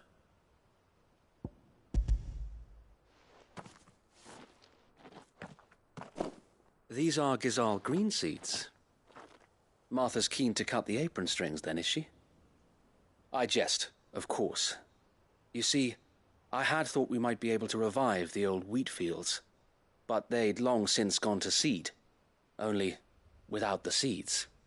Martha was hoping he might be able to show the bearers how to plant and tend these, so that they'll be able to fend for themselves. That's not a bad idea. These bearers had only recently escaped their bonds before we brought them here. They know little of freedom, of providing for themselves and their loved ones. Unless we teach them how to live like free men, I fear that all we have achieved in bringing them here is to exchange one master for another. Not that myself and the Guardians have been the best example to them so far, subsisting almost entirely on Martha's charity as we do. It's about time we all started to provide for ourselves, bearers and Guardians alike. Unfortunately, we've been a little too busy of late to focus on much besides bolstering our defenses. There have been alarming reports of... The Horde is closing in. They're coming, Sir Wade, all of them. Time it all. I thought we'd have more time. Gather the men in the square. Send to the rest for reinforcements. Yes, Sir Wade. The Horde. A Kashek, a veritable legion of them. They've been seen prowling around the northern reaches for a while now. We don't have the numbers to hold back a swarm that size. I had hoped to build a perimeter wall so that myself and the Guardians might be able to defend the village, but... Now you're out of time. Precisely. If reinforcements from the rest arrive before they do, we may just scrape through, but I fear that's rather an enormous if. What if you could call on reinforcements from Eastpool? You mean the bearers? We brought them here so they might live, not die, fighting for their lives. So wait. You said you lack men to defend the village. Are the bearers not men? Do they not wish to see Eastpool saved? Though they may not be trained soldiers like your Guardians, what help they are able to offer could still prove the difference between victory and defeat. You're right, my lord. I will appeal to them.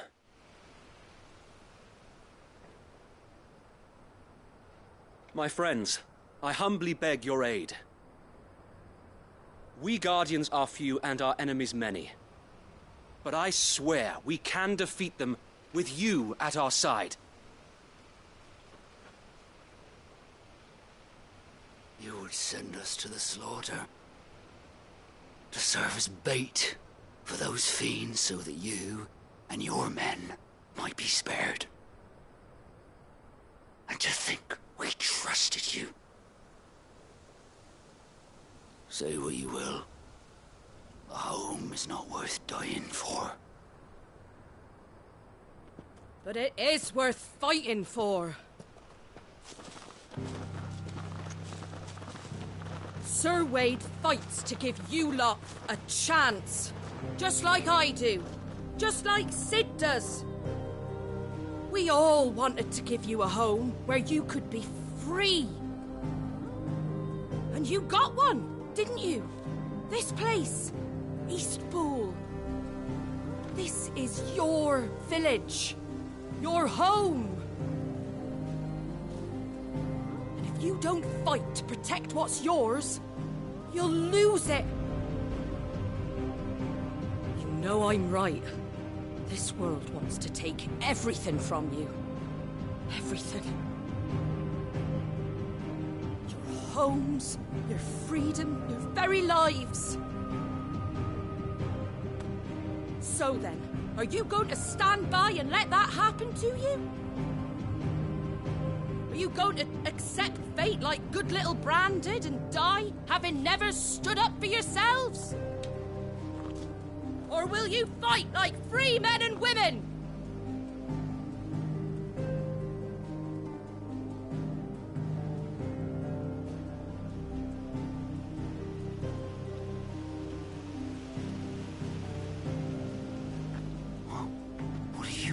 All right. Give me a sword. never dreamt I'd have a home of my own. And now that I have, I don't want to lose it. I will protect what's mine, or die trying. We all will. Free men and women, fighting together.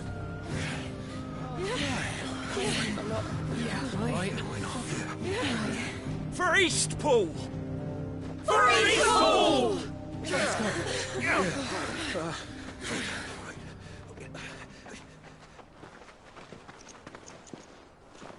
Thank you, Martha. Don't mention it. Just promise me one thing. That you'll show them how freeborn fight. Gladly.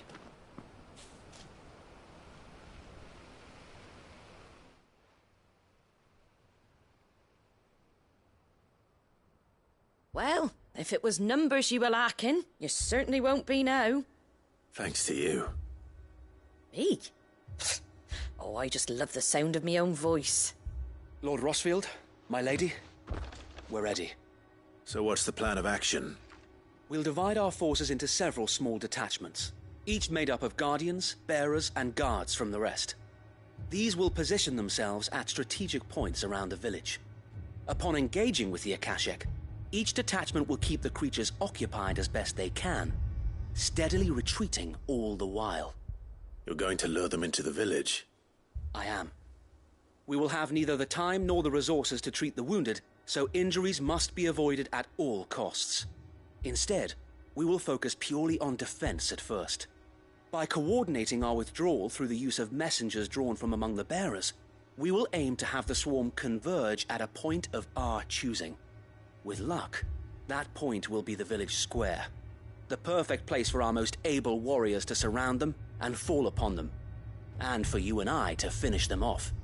A sound plan, but one that'll require a leader with a cool head and strong nerves to coordinate the retreat.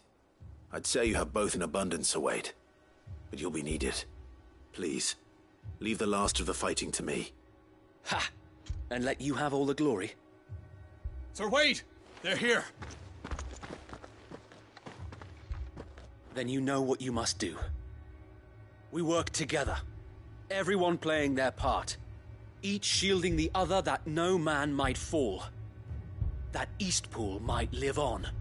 For Rosaria! For Rosaria! We've no time to argue, my lord. I'll do as you ask. And I will do as you ask. Suppose we'd better do our bit too, then, eh? Right you are, Martha.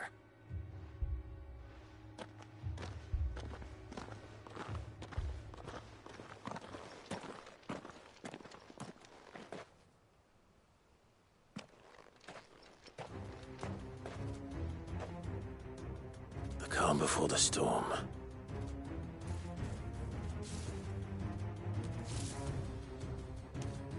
And here it comes. I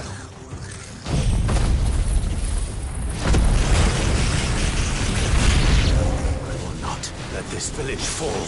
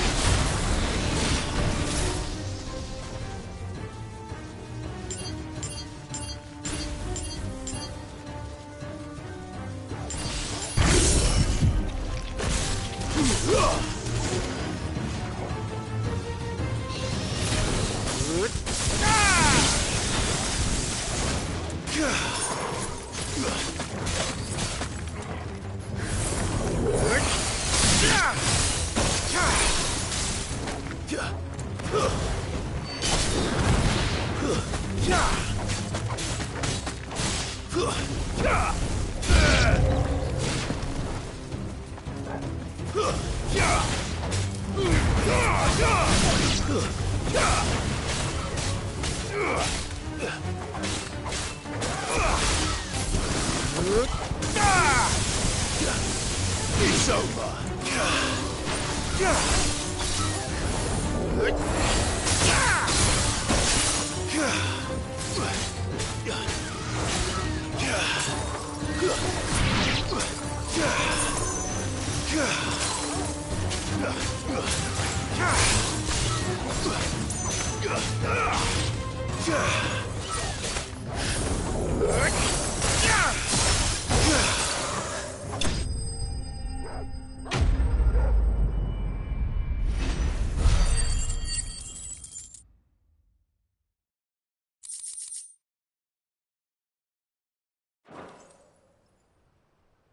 Looks like that's the last of them.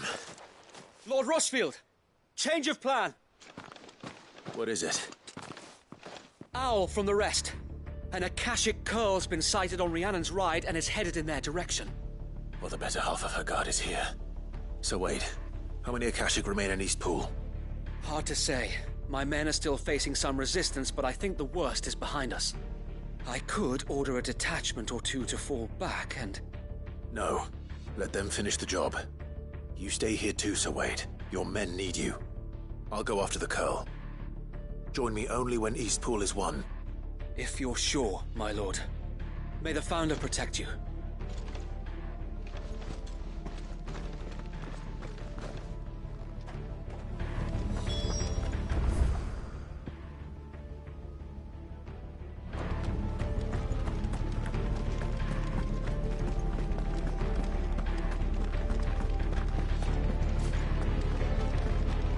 Next one's mine. I might not know what it...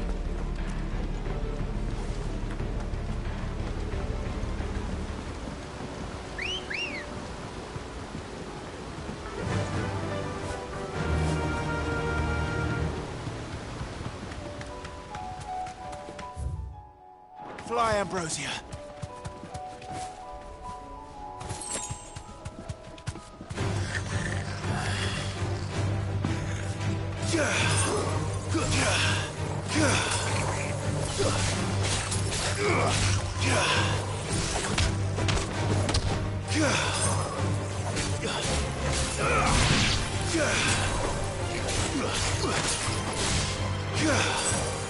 Stay down.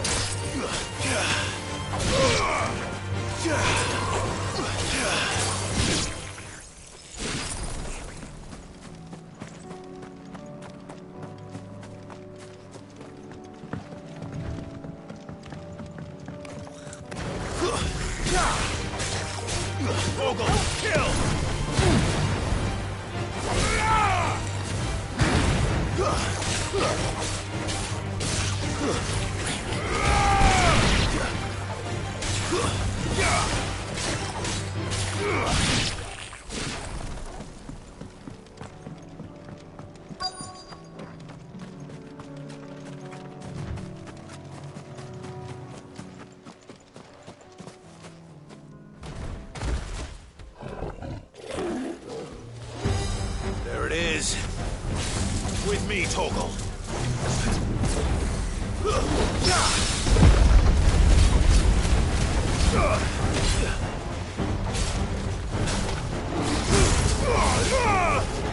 Too slow.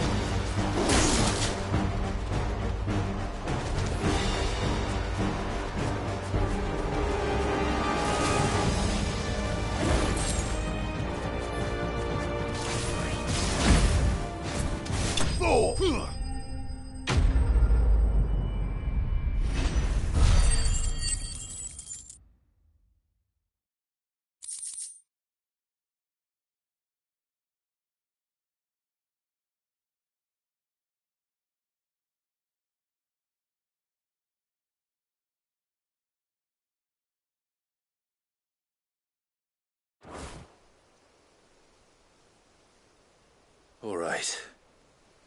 Back to Eastpool.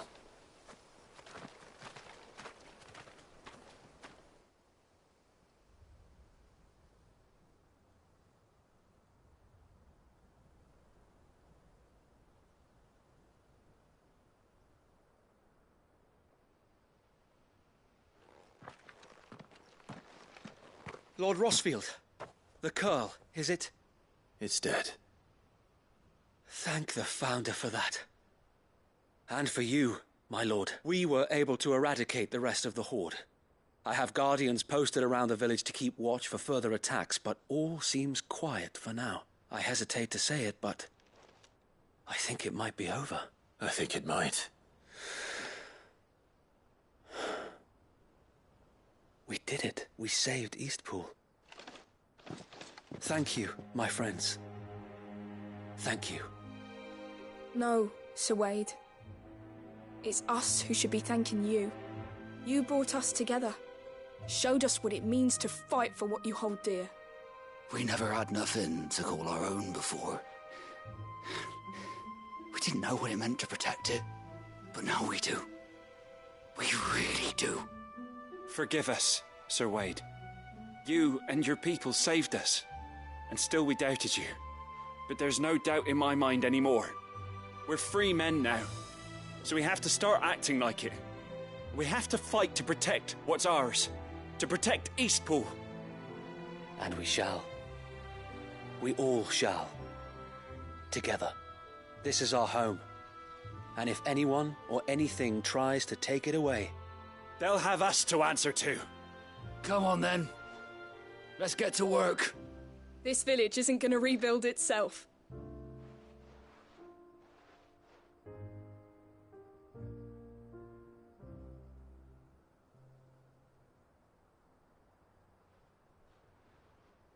They're not slaves anymore. No. They're Rosarians. Your father took pity on the bearer's plight, and I believe if he was still with us today, this is what he would have wanted.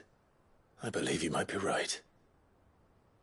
I shall remain here, my lord, and do what I can to help rebuild the village. After all, this is my home now too, and I could hardly call myself an Eastpoolian if I didn't pull my weight. I think you'll find it's Eastpudlian, Sir Wade. But you should be proud all the same. I'll have to pull my weight too. Can't have the rest getting outclassed. Speaking of which, I ought to be getting back. Can we continue to count on your support, Martha? Of course, and I'd be counting on yours too. Us Rosarians have got to stick together, haven't we? Indeed we have. And Clive, come by the Golden Stables when you get the chance. I ain't paid you for delivering them seeds yet. All right. I will.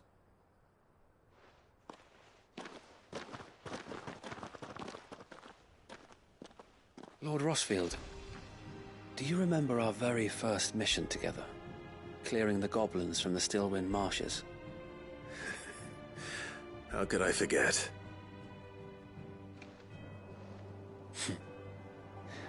There's one sight that I shall never forget. You, facing off against that giant Morble.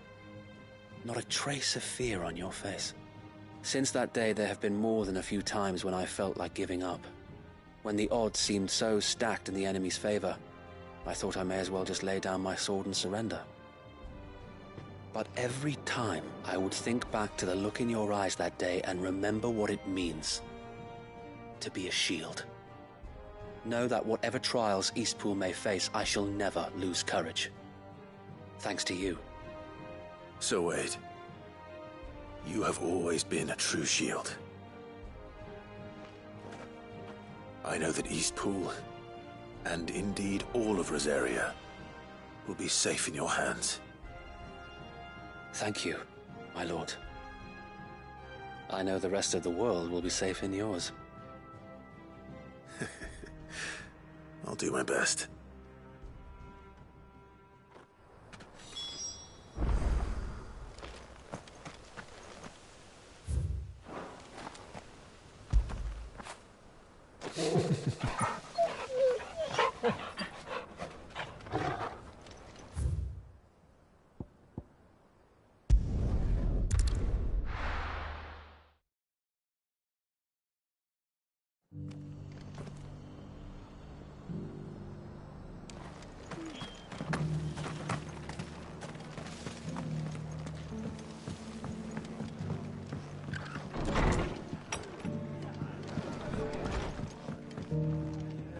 The hero returns. It's lucky you came by when you did, eh? Not only did my seeds get delivered, but you went and saved Eastpool and all. I just did what I could. And it's only right that you get rewarded for it. Take it before I change my mind. Thank you, Martha. So, Eastpool's finally back on its feet again. And a home to free bearers. Who'd have thought we'd see the day, eh? Well, it was your idea. I know that, but I never stopped to think what it would mean. Bearers in charge of themselves, thinking for themselves, working for themselves. Like your hideaway, but not even hidden away. Though I suppose the rest ain't much different nowadays. You know, bearers living free like that reminds me of when I first met Sid. Loath as I am to recall that particular day. I take it you didn't always see eye to eye. What happened? Well, if you really want to know, I started doing what I do long before I met Sid. In fact, that's how I met him. Or at least how he came to meet me. He showed up at the stables one day, asking questions about who'd been buying up bearers. Founder knows what he thought I was doing with them. Running a hunt, poking around in their innards. Something awful, anyway. Me, I thought he was a new constable. Thought the game was up. But somehow we both managed to work out what each other was about. And before I knew it, the cheeky arse was rattling on at me about how I was doing it all wrong. After all my hard work. Told me I was giving them relief, but not freedom. That my bearers were still dying as slaves. Got right under my skin, it did. Told him if he didn't like it, he could bugger off and report me to the garrison. And do you know what he did? He smiled. And then he laughed. And then I did the same. We made a pact that day, that whenever one of us was in need, the other would always be there for him. And you were?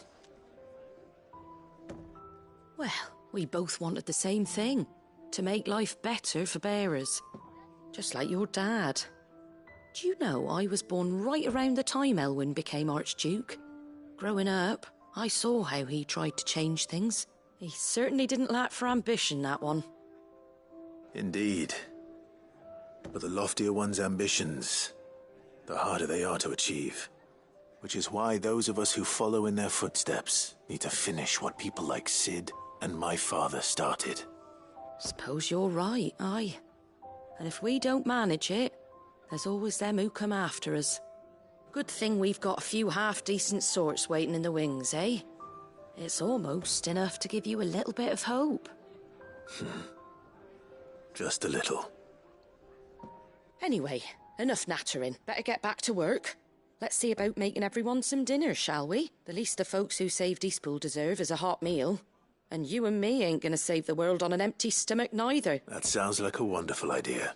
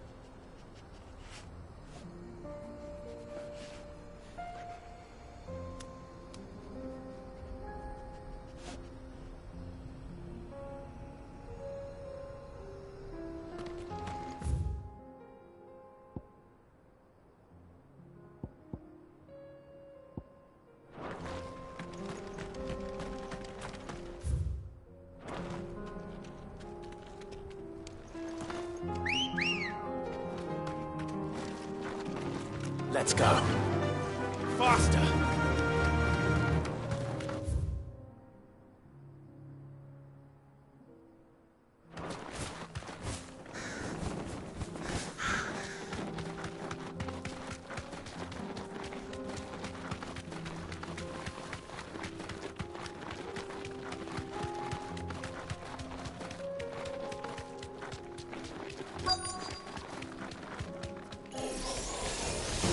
Thanks, Gal.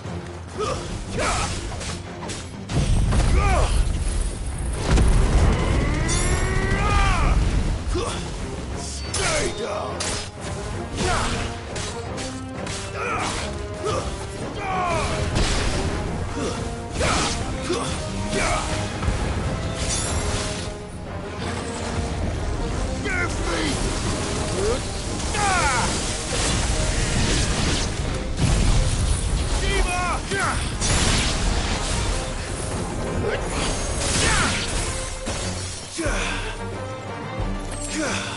Stay down!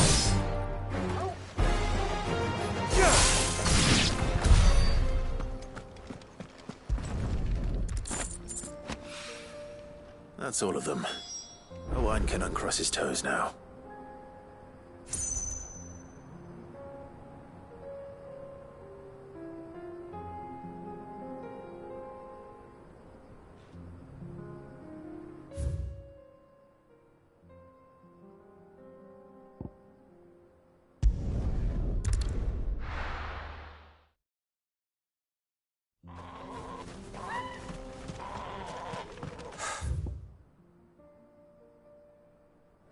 So Dravost is still standing.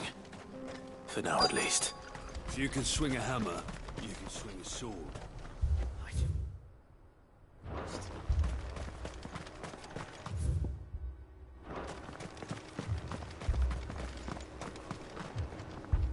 Clive! And the Akashic? Mostly off to the north still. But I spoke to Doris's scouts and it turns out things are worse than I thought. There's swarms of them out there. Told old Snotty to be ready to seal the north gate. That should buy us some time if we need it. Enough for the villagers to barricade themselves inside their homes, at least. Well done. Welcome back, Sid. I'd never have guessed, you know. Not if August hadn't let slip. Who'd have thought that the savior of Dravost would turn out to be the realm's most infamous outlaw? Keen to help us out again? I am. Thought you could sneak off without me, did you? Blackthorn. Oh, what are you doing here? One of the scouts couldn't keep his voice down. Unlike my best mate who didn't think I deserved to know. So then, how long's it been? Long enough for us two to turn into a pair of old codgers, I see. That your idea of an apology? Prick. Don't listen to him. You only did what you thought was best. For the village and that. I did. Yeah, but that ain't the whole of it. Vulcan, our master, didn't leave the chiefdom to the two of us. He left it to me. The best blacksmith in Dravost, barring himself, of course. Bloody stupid tradition, in my opinion. If someone's got talent, you should let them practice their craft, not ask them to settle petty feuds and barter for grain. Our master wasted half his life that way. I wasn't about to let that happen to me. So you wasted half of mine instead. You're what Dravost needed. Under me and my precious ideals, this place wouldn't have lasted a year. So I left to devote myself to the work and spare you lot the consequences. I may be a selfish prick, but I only did what I felt I had to. What you had to do was your duty! Even if it meant we all starved? Enough. This is no time for bickering. You can finish beating each other up once Dravost is safe. Fine. I've said my piece anyway. Yeah. So have I. Sorry, Clive. I shouldn't have stuck my nose in. We're short enough on time as it is. Still, give us a mo, would you? I need to get my head straight before any of them Akashic try to bite it off.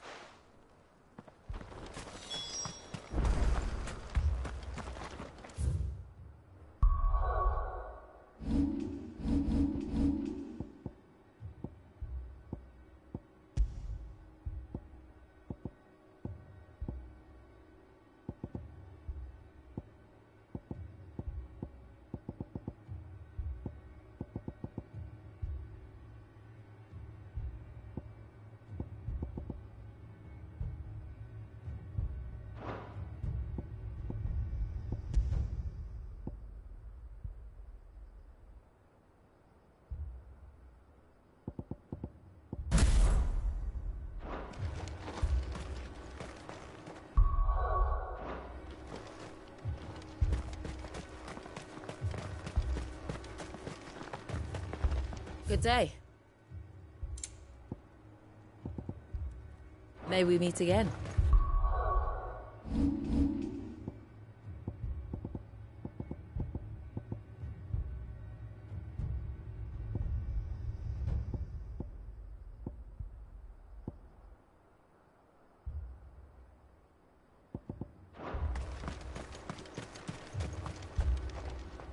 You, We can't afford to waste any more time. Right you are. Might be worth having one last word with the scouts, though. Don't want any nasty surprises, do we? Oh, and Blackthorn, you and Zoltan might be better off staying inside the... How close are they? Within sight of the walls, and there are more coming up from the mines. What was I saying about nasty surprises? They'll wash right over us if we stay out in the open. We're pulling back behind the gates. Good idea. Get yourselves inside, but keep your weapons handy. Understood.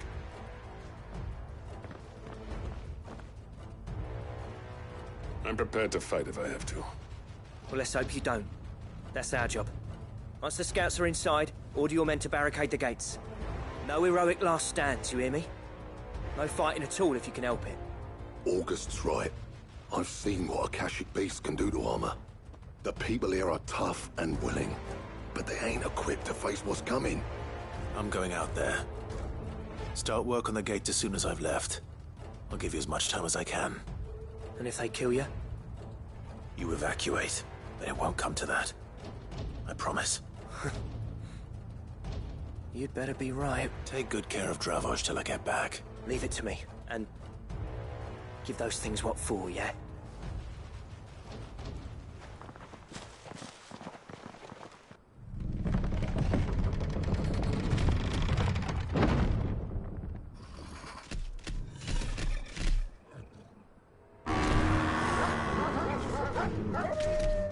All right. Which one of you's first?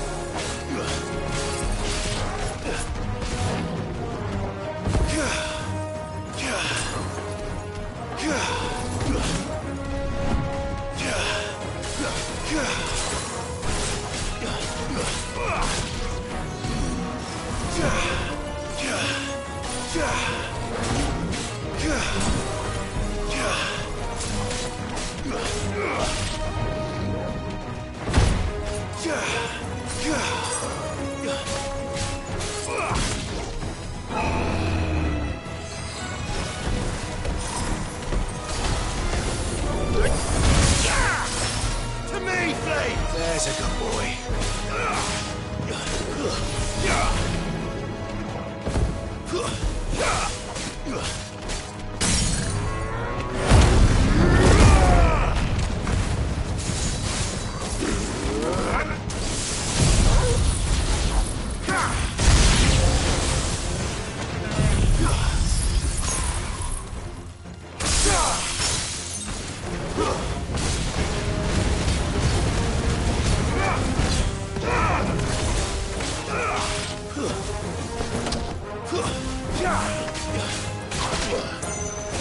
Farewell.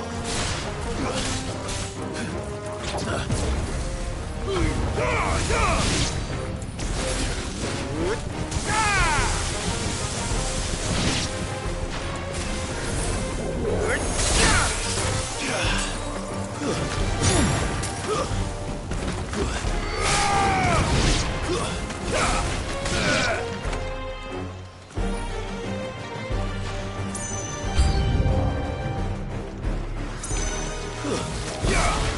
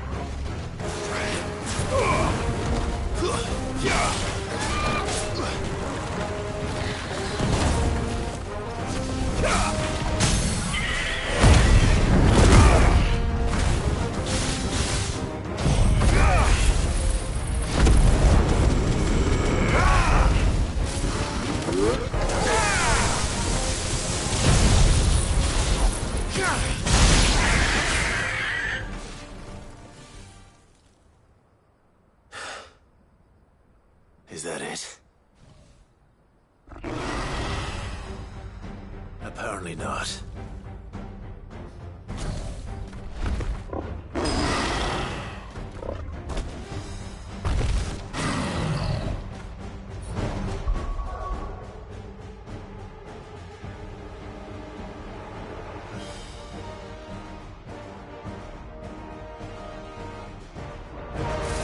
They're not getting past me.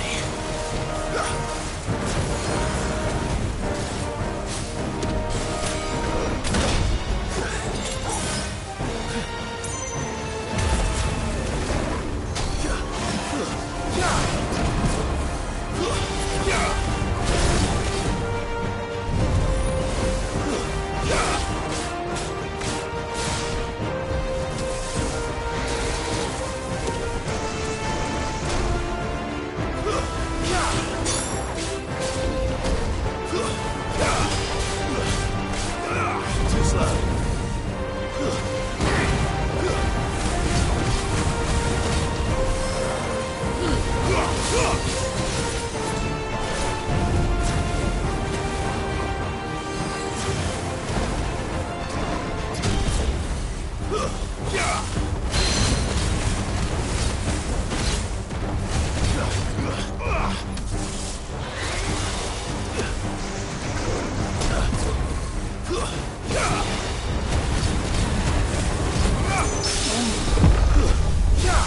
I'm hurt, Torgal.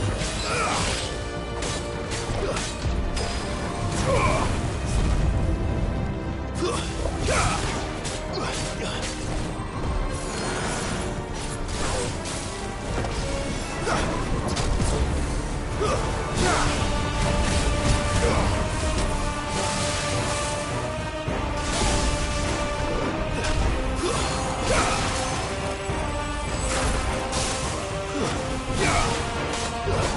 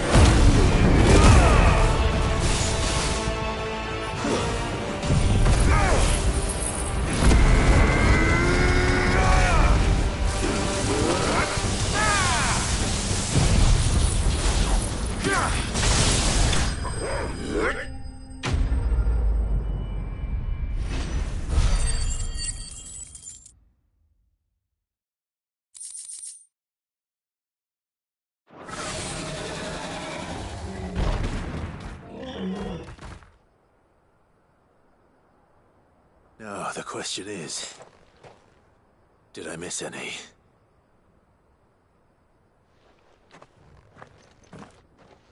Man alive!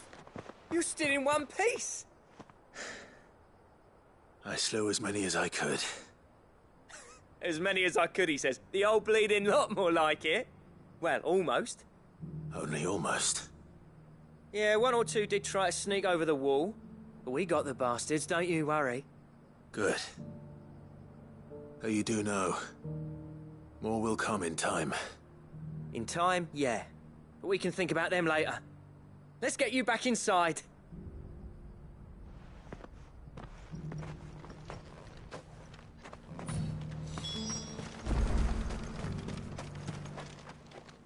Sid!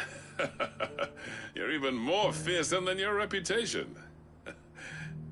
Enough to give those Akashic monsters nightmares. I almost felt sorry for the wretched things. But mostly, I felt grateful. Dravovst won't forget what you did today. I'm afraid I've only delayed the inevitable. There's no getting rid of that ether flood. Meaning that any living thing which stumbles into those mines will end up clawing at your walls again. And that's if the flood don't spread. If it does, well, I hate to say it, but the village's days are numbered. That may be, but we're staying just the same. With ether floods springing up all over, it's no less safe than anywhere, and more importantly, it's our home. We'll fortify the gates to the north, and I'll see that they're guarded day and night. All right. Then we'll give you a hand shoring up those defenses. As for you, Blackthorn, that's twice you've turned up when Dravos needed you. So, thanks. I shouldn't have stayed away so long. And I shouldn't have left without talking it over with you first. Too bloody right you shouldn't. Though I doubt I'd have listened. I always envied you. How you made everything look so easy when, for me, it was anything but. You leaving gave me the perfect excuse to hate you. And from that day on, I never once stopped to wonder what it would have been like if you'd stayed. But what you said earlier, it was true. You'd have been the death of this place. Finally, something we can agree on. I hope you see the sense of it eventually. You kept this place alive. Alive, perhaps. Wealthy even, but Dravoj isn't what it once was. Our work used to be the pride of Dalmekia. Now, we churn out the same rubbish day after day because it's easy and turns a profit. It's not about the craft anymore. I wouldn't send my sons to war wearing the shit most of our smiths are making. I've kept working, honing my skills, trying to lead by example, but no one sees the point. The average castle apprentice has as much passion for the craft as our current lot. Come back to us, Blackthorn. Remind Dravosht what a true master blacksmith looks like. I'll even man those bellows of yours if it means we can work at the same forge again. That's a kind offer. Kinder than I deserve. And I wish I could accept, but I'm needed elsewhere. There's people who trust their lives to my steel, and I daren't let them down. Fair enough. But that doesn't mean I couldn't visit from time to time. Let's see if we can't rekindle this town's passion for the craft, shall we? I'd like that. Just be sure to tell Snotty to let me in the next time I come calling, yeah? Knowing him, he'd let you in anyway. Blackthorn. The Master Smith turned outlaw, back in my good graces. I never thought I'd see the day.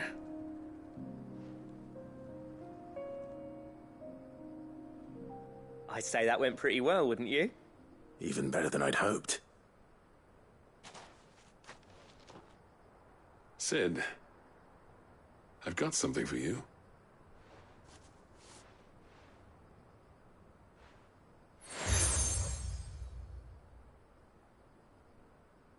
And this is? A token of our lasting gratitude. But I'm of a mind to make you a far grander gift.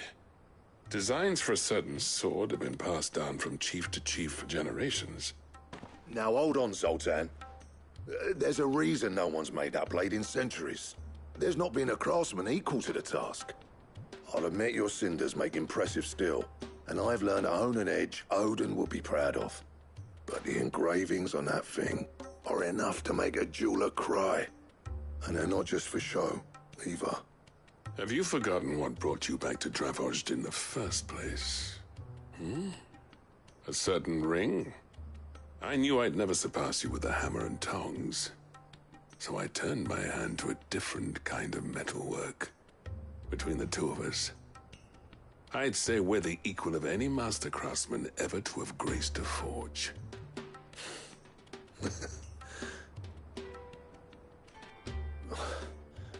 You know what? I think you might be right.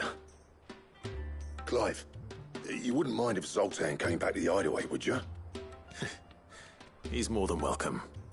As long as he can keep our secret. Right.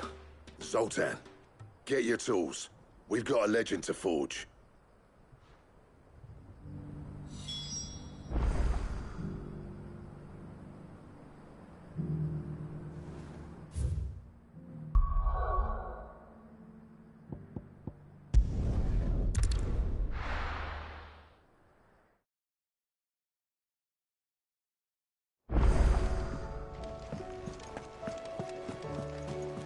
Covered in nicks and lumps, the lot of them.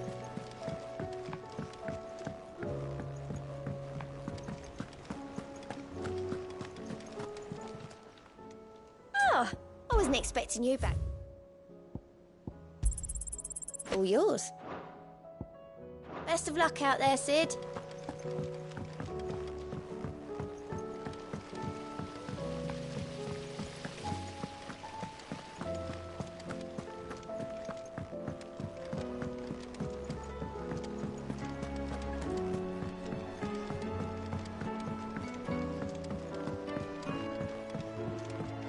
How was she? The Enterprise. Ah, Sid. Wasn't expecting you back so soon. So, is it good news or bad? Good, thankfully. Here. Ah, that's brilliant. Thanks a blimmin' million.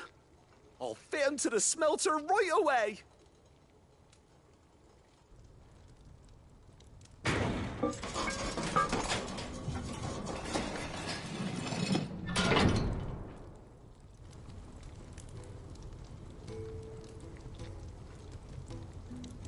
May I present to you the Telemon Furnace? Ain't bad, is she? She's a beauty. You saved my bacon again, Sid, and I ain't about to let your good deed go unrewarded. It's fine, really. My bag's flexible enough already. Oh, don't say that. I'm sure I can make a few improvements to it yet. You could just buy me a bigger... How about that clasp? Looks a bit stiff. Reckon you could loosen it up and make some more room? And I reckon I know how. With a new alloy we've been working on. The Telemon Furnace was just what we needed to perfect it. It's a metal, see? So it's lovely and strong, but it's also, well, Stretchy, if you can believe it. Stretchy metal. Well, if you insist. That is the spirit. You'll love it, I promise.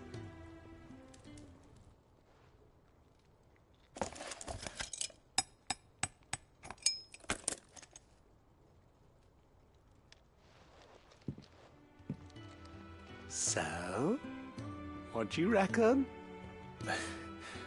It's actually quite ingenious. Thank you, Owain. Shh, don't mention it. You earned it, and I wanted to get some practice in using that metal anyway. Reckon we'll have all kinds of uses for it around the hideaway. Can't think of any right now, but that's our job, innit? Dreaming up new ways to make life easier around here. Maybe even out there, too. One day, the whole world's gonna know about the inventions you've helped us put together. That bag of yours will be the first of many. You mark my words. They'll hardly believe their eyes, I'm sure.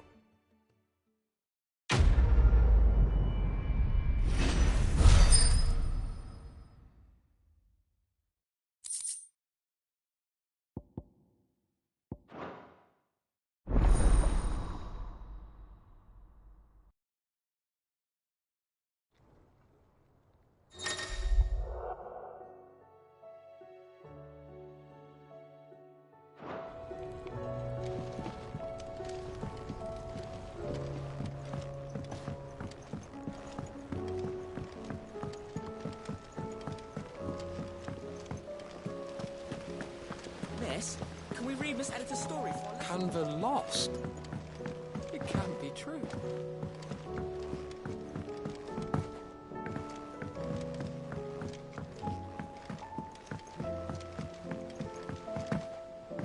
Have you tried Molly's lemon tarts? I've never had them.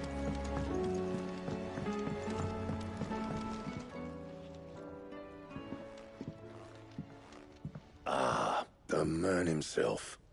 We were just about to make a start on that sword I promised you. It's funny, but none of this would have been possible without your help. You remember Camille? We'll be using his leatherwork for the grip. The steel, meanwhile, will be tempered in a fire, burning the cinders you charmed out of old Zoltan here. And that whetstone from the Outer Isles, that'll be what gives the blade its edge. And the final flourish will be my talented colleagues' engraving. A team effort led by the greatest blacksmith alive. Now, save that talk till the thing's finished, yeah? Right. I'm ready if you are. To the bellows it is, then.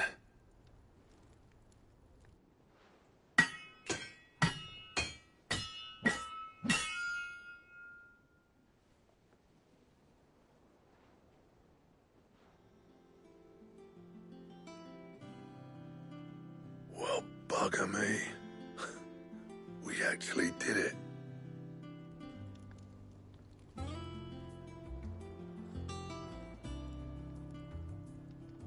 The sword to end all swords. Ragnarok. It's quite something. I, trust you'll take good care of it. Thank you. Both of you. So, does this make you pair the greatest craftsman alive, then? This? Nah. This was just following the footsteps of the greats of old. It'll take more than that to earn us our place in history. But we're up for the challenge. Here. A list of materials. Zoltan and I got talking on the long road back from Dravost. We reckon with those items there, we could craft something even better than the Ragnarok. Something worthy of a legendary outlaw like yourself. That's a weapon I'd like to see. You leave this list with me. I was hoping you'd say that. One legend at a time, eh, lads? Before you start on the next, who fancies raising a cup to friendship reforged? Good idea. No more drinking to forget my past. It's about time I had something to celebrate. Then tap the kegs! Vulcan's boys are on their way!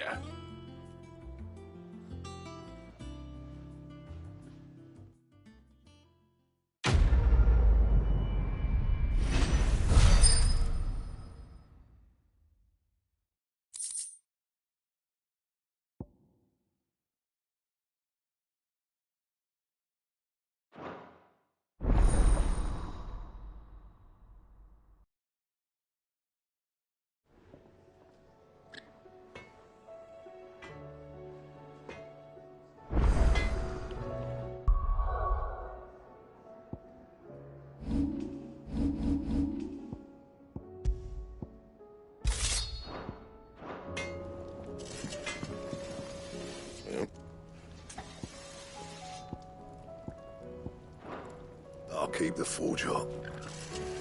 Trouble with your gear, or so will it be?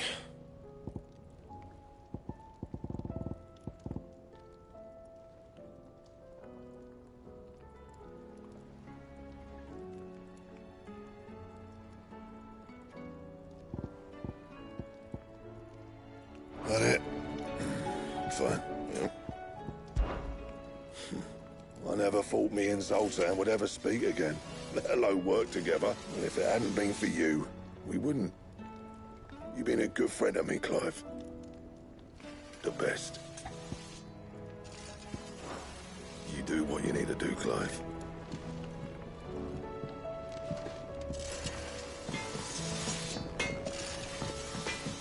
The stew's awfully thin these days.